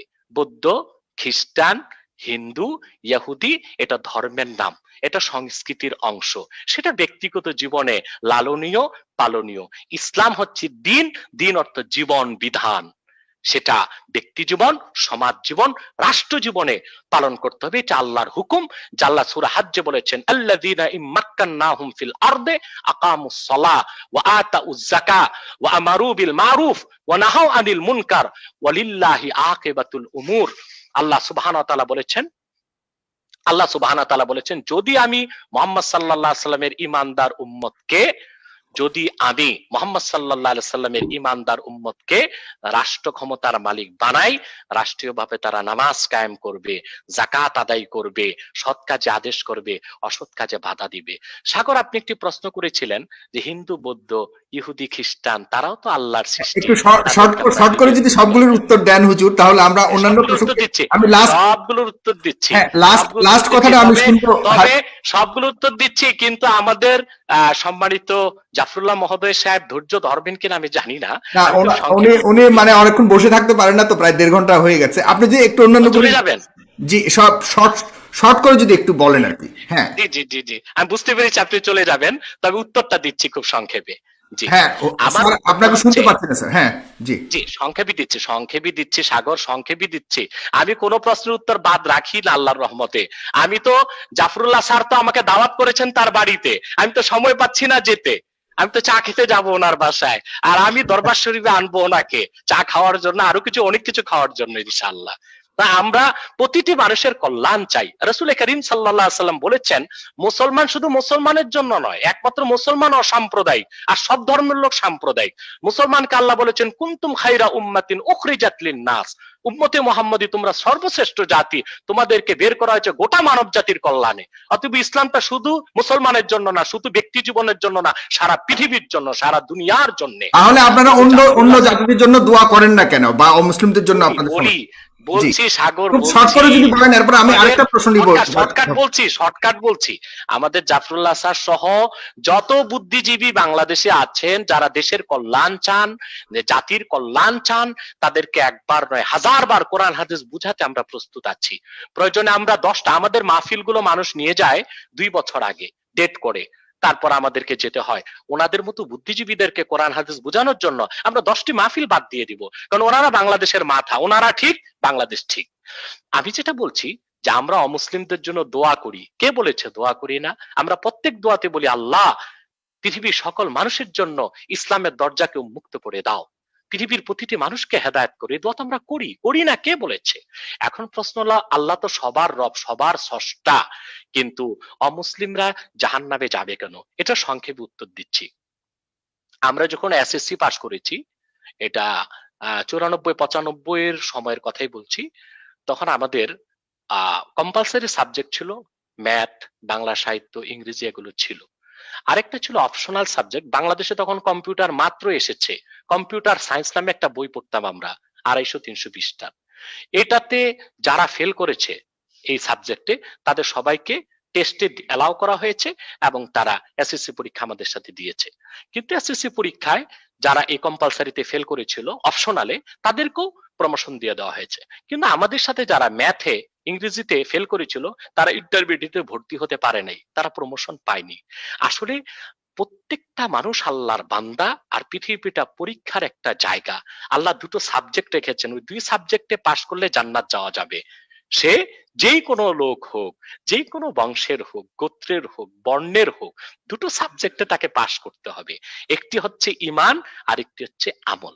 আল্লাহ বলেছেন, ইল্লাল্লাযীনা আমানু ওয়া আমিলুস সালিহাত, যারা ঈমান আনয়ন করবে, নেক আমল করবে, আল্লাহ তাদেরকে জান্নাত দিবেন, সে যে কোনো বংশের হোক, গোত্রের হোক। আর যদি এই সাবজেক্টে ফেল হয়ে যায়, তাহলে সে জান্নাতে যেতে পারবে না। আমরা এটা ব্যাপারে ক্লিয়ার হয়েছে স্যার। আপনি জি স্যার, আপনি আনমিউট করবেন। জি, আল্লাহ রাসূল সাল্লাল্লাহু আলাইহি ওয়াসাল্লামের হাদিস আছে, আব্দুল্লাহ স্যার একটু আনমিউট করবেন। আল্লাহ রাসূল সাল্লাল্লাহু আলাইহি ওয়াসাল্লাম ইরশাদ করেছেন, কুল্লু মাউলুদিন ইউলাদু আলাল ফিতরা ফাআবাওয়াহু ইউহাউইদানিহি আও ইউনাসসিরানিহি আও ইউমাজ্জিসানিহি। প্রতিটি মানুষ, কি মুসলিম, কি হিন্দু, কি বৌদ্ধ, কি খ্রিস্টান, জন্মনে মুসলিম হিসেবে। আল্লাহ কারোর সাথে বেইনসাফ করেন না, তার জন্মটা মুসলিম হিসেবে হয়। তার পিতা মাতা হয় তাকে ইহুদি বানায়, না খ্রিস্টান বানায়, না অগ্নি পূজারী বানায়। কিন্তু পৃথিবীতে আল্লাহ তাআলা গাইডলাইন দিয়েছেন কোরআন। আল্লাহ কোরআনে বলেছেন, ইন্না খালাকনাল ইনসানা মিন নুতফাতিন আমশাজ, আমি বিস্তৃত বীর্য থেকে মানুষকে তৈরি করেছি।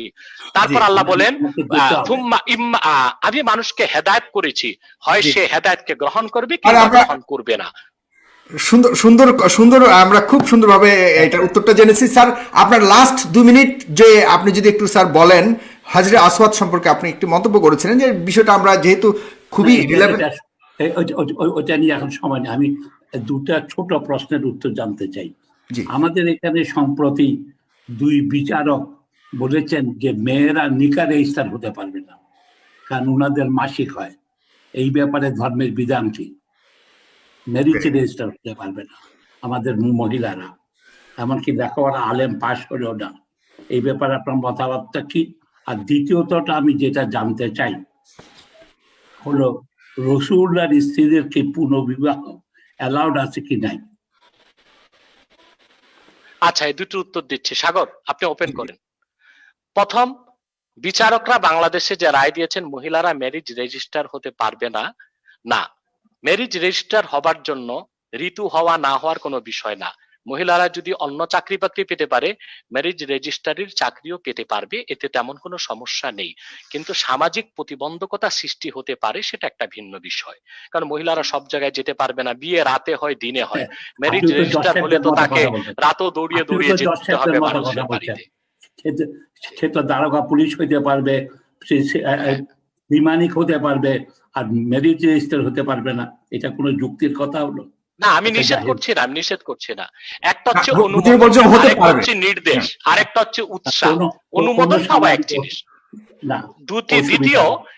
আচ্ছা, রাইট, দ্বিতীয় যে প্রশ্ন করেছেন আচ্ছা, আল্লাহ রসুলের স্ত্রীদের ব্যাপারে, আল্লাহ রসুলের পুনর্বিবাহ, স্ত্রীদের ব্যাপারে, জি, না, কেন হবে না?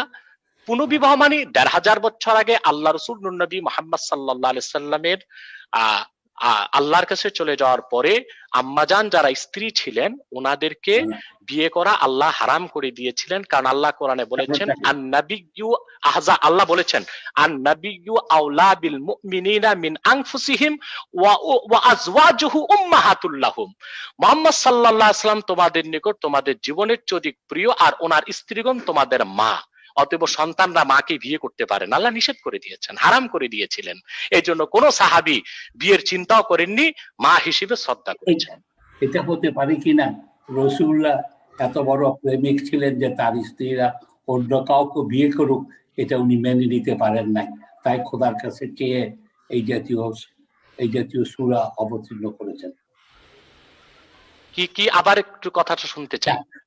ওই যে আমি জানতে চাই, আমার কাছে আশ্চর্য মনে হয় ওরা প্রত্যেকটা বৈজ্ঞানিক ভাবে সূরাগুলি আছে, কিন্তু এই রাসূলুল্লাহর স্ত্রীকে যে পুনর্বিবাহ হতে পারবে না, তারা হঠাৎ আম্মাজান হয়ে যাবেন ওনার স্ত্রী, এটা কেমন কথা? যাক, আমি আর এই আলাপে যেতে এটা বলি আমি বলছি আপনাকে আপনার এই প্রশ্ন উত্তর দিচ্ছি। আমি বুঝতে পেরেছি যে পুরো 30 পারা কোরআনের প্রতি আপনার বিশ্বাস নেই, আপনার রোগটা এখানে। আমি আপনাকে বলে দিচ্ছি, কোরআনের শুরু থেকে শেষ, বিসমিল্লাহর বা থেকে মিনাল জিন্নাতি ওয়ান নাসের সিন পর্যন্ত প্রতিটি বাক্যের প্রতিটি শব্দ আল্লাহর কাছ থেকে এসেছে। মুহাম্মদ সাল্লাল্লাহু আলাইহি ওয়াসাল্লাম চেয়ে কিছু নেননি। আমি তার প্রমাণ দিচ্ছি আপনাকে। আপনি বলুন তো, আল্লাহ রাসূল মুহাম্মদ সাল্লাল্লাহু আলাইহি ওয়াসাল্লাম স্ত্রীগণের মধ্যে সবচেয়ে বেশি প্রাধান্য দিয়েছেন হযরত খাদিজাকে। কোরআনের কোথাও কি হযরত খাদিজার নাম এসেছে? আমি তো মনে করি হযরত আয়েশা। না, আমি মনে করি, আমি ভুল আপনার ধারণা। না, আয়েশা না, খাদিজাকে। খাদিজা রাসূল করিম সাল্লাল্লাহু আলাইহি সাল্লাম হযরত আয়েশাকে প্রাধান্য দিয়েছেন, কিন্তু 30 পারা কোরআনের কোথাও আয়েশার নামটা কেন আসে নাই? যদি আল্লাহ রসুল ওনার মন মতো আয়াত নাজিল করাতেন আল্লাহর কাছ থেকে, তাহলে অসংখ্যবার আয়েশার নাম আসতো, খাদিজার নাম আসতো। কোরআনে এসেছে ঈসার মা মরিয়মের নাম, আয়েশার নাম আসে নাই, খাদিজার নাম আসে নাই। শুধু কি তাই রাসূল করিম সাল্লাল্লাহু আলাইহি সাল্লাম ওনার মাকে পাননি। কোরআনের কোথাও কি আমিনা নামে সূরা এসেছে? আমিনার নাম এসেছে, মা আমিনার নাম, কিন্তু মারিয়ামের নামে সূরা এসেছে। তাহলে বোঝা যায় কোরআন আল্লাহ রসুলের তৈরি করা নয়। আর আল্লাহ রসুল যা চাইতেন তা কোরআন হয়নি। মহান আল্লাহ তাআলা যা চেয়েছেন নাজিল করেছেন সেটাই কোরআন হয়েছে। অথবা আপনার কথাটা আপনাকে প্রত্যাহার করা উচিত এবং আল্লাহর কাছে তওবা করা উচিত। মুহাম্মদ সাল্লাল্লাহু আলাইহি সাল্লাম উনি যা চেয়েছেন সেটা আল্লাহর কাছ থেকে চেয়ে কোরআন বানাননি, বরং আল্লাহ নাজিল করেছেন আর নাবিয়্যু আওলা বিল মুমিনিনা মিন আনফুসিহিম ওয়া আজওয়াজুহু উম্মাহাতুল লাহুম। মুহাম্মদ সাল্লাল্লাহু আলাইহি ওয়াসাল্লাম তোমাদের জীবনের চেয়ে অধিক প্রিয় এবং মুহাম্মদ সাল্লাল্লাহু আলাইহি ওয়াসাল্লামের স্ত্রীগণ তোমাদের মা। এটা আল্লাহর নির্দেশ, আল্লাহর বিধান। এটা কোন সূরা? এটা সূরা আহজাব 6 নাম্বার আয়াত। ঠিক আছে, আপনাকে অনেক ধন্যবাদ, অনেক কিছু জানতে পারলাম। জি স্যার, আপনি যে আপনার আর কোনো কথা যদি থাকে তো আমরা বলতে পারি, আদারওয়াইজ আমরা এখানে শেষ করব। তবে এই পর্যন্ত অনুষ্ঠানটি 45,000 মানুষ দেখছে। 44 সাগর সাগর আমি আমি আমি ডক্টর জাফরুল্লাহ মহোদয়ের উদ্দেশ্যে বলবো যে আপনাকে একটু বলবো, আপনি জ্ঞানী মানুষ, আপনি বিচক্ষণ, আপনি প্রজ্ঞাবান। আমি শেষ করছি। আপনি জ্ঞানী মানুষ, আপনি আপনি জ্ঞানী মানুষ, আপনি প্রজ্ঞাবান। আমি চাই আল্লাহ আপনাকে পূর্ণ হেদায়েত করুন। কোরআন কারীম পুরাটাই বিশ্বাস করতে হবে, মুহাম্মদ সাল্লাল্লাহু আলাইহি সাল্লামের সব হাদিসকে বিশ্বাস করতে হবে। একটি ফুটন্ত গোলাপ, জি জি জি, না ওই যে আপনি আম্মাজানদের ব্যাপারে আয়াতটা নিয়ে একটু সন্দেহ পোষণ করেছেন, জানতে চাওয়া আর কি, জানতে চাওয়া। রাইট, শেষ করছি, আমি শেষ করছি। একটি ফুটন্ত গোলাপ দেখলে বোঝা যায় এটা গোলাপ, মধ্যাহ্নের দিবাকর সূর্য দেখলে বোঝা যায় এটা সূর্য। আল্লাহর কোরআন উন্মুক্ত মনে পড়ুন, আপনি বুঝতে পারবেন এটা আল্লাহর কালাম। নূর নবী মুহাম্মদ সাল্লাল্লাহু আলাইহি সাল্লামের উপর অবতীর্ণ কিতাব কোরআন, যা আল্লাহর শ্রেষ্ঠ কুদরত, মুহাম্মদ সাল্লাল্লাহু আলাইহি সাল্লামের শ্রেষ্ঠ মুজিজা। অতএব সেই কোরআনের কিছু বুঝতে যদি আমাদের সমস্যা হয়, বুঝতে হবে আমাদের বুঝের সমস্যা, সেটা কোরআন হাদিসের সমস্যা নয়। আমি মহান আল্লাহর কাছে আপনার কল্যাণ কামনা করছি, আপনার হেদায়েত কামনা করছি। জি দর্শক সবাইকে অনেক অনেক ধন্যবাদ। মুক্ত মন কামনা করছি আপনার। দীর্ঘ মুহূর্তে 45,000 পিপল দেখছেন আমার ইউটিউব এবং আমার ফেসবুক পেজের মধ্যে আপনারা দেখছেন। সবাইকে অশেষ ধন্যবাদ জানাচ্ছি। প্রতি মাসে হুজুর, আমিও সাগর, আমিও আল্লাহর কাছে উন্মুক্ত মন চাই। আর ডক্টর জাফরুল্লাহ সাহেবের জন্য বলবো, এই যে সিনা যা দেখতেছেন আমার 40 ইঞ্চির বেশি, পুরাটাই মন, আপনাদের জন্য এটা উন্মুক্ত আছে। আমি প্রতি মাসে একটি করে অনুষ্ঠান এই ধরনের করব, যেখানে এনায়েতুল্লাহ আব্বাসী হুজুর আমার এখানে আসবেন, প্রতি মাসে একবার করে তিনি কথা দিয়েছেন। এবং যদি এই ধরনের প্রশ্ন একদম জাফরুল্লাহ স্যারদের সমমানের কেউ যদি আসলেই এনায়েতুল্লাহ আব্বাসী হুজুরের সাথে বসতে চান, এই বিষয়ে প্রশ্ন রাখতে চান, উনি সবসময় বলেছেন ওনার দরজা খোলা, উনি যে কোনো প্রশ্ন উত্তর দিতে রাজি আছেন। সুতরাং এটা একটি বিশাল বিষয়। আমাদের মধ্যে কেন এই ইসলামের বিরুদ্ধ আর ইসলামের পক্ষে কেন একটি গ্যাপ থাকবে? হোক ইসলামের বিজয়, হোক অন্যদের বিজয়, কিন্তু গ্যাপটা নিয়ে আমরা যতদিন থাকবো আমাদের সমাজে কখনোই শান্তি বিরাজ করবে না। সেই জন্য আমার এই প্রচেষ্টা। দর্শক, আমরা চাই যে ঘাটতিটুকু আছে আমাদের মধ্যে, যে দূরত্বটুকু আছে, এটা লাঘব হোক। কারণ ধর্ম নিয়ে অনেক ভুল বোঝাবুঝি হচ্ছে, সেটাকে কমিয়ে যদি আমরা একটা পথে আসি, ইনশাআল্লাহ এই দেশে সুন্দর একটি সমাজ প্রতিষ্ঠিত হবে। আসসালামু আলাইকুম ওয়া রাহমাতুল্লাহি ওয়া বারাকাতুহু। জি ভালো থাকেন। আসসালামু আলাইকুম।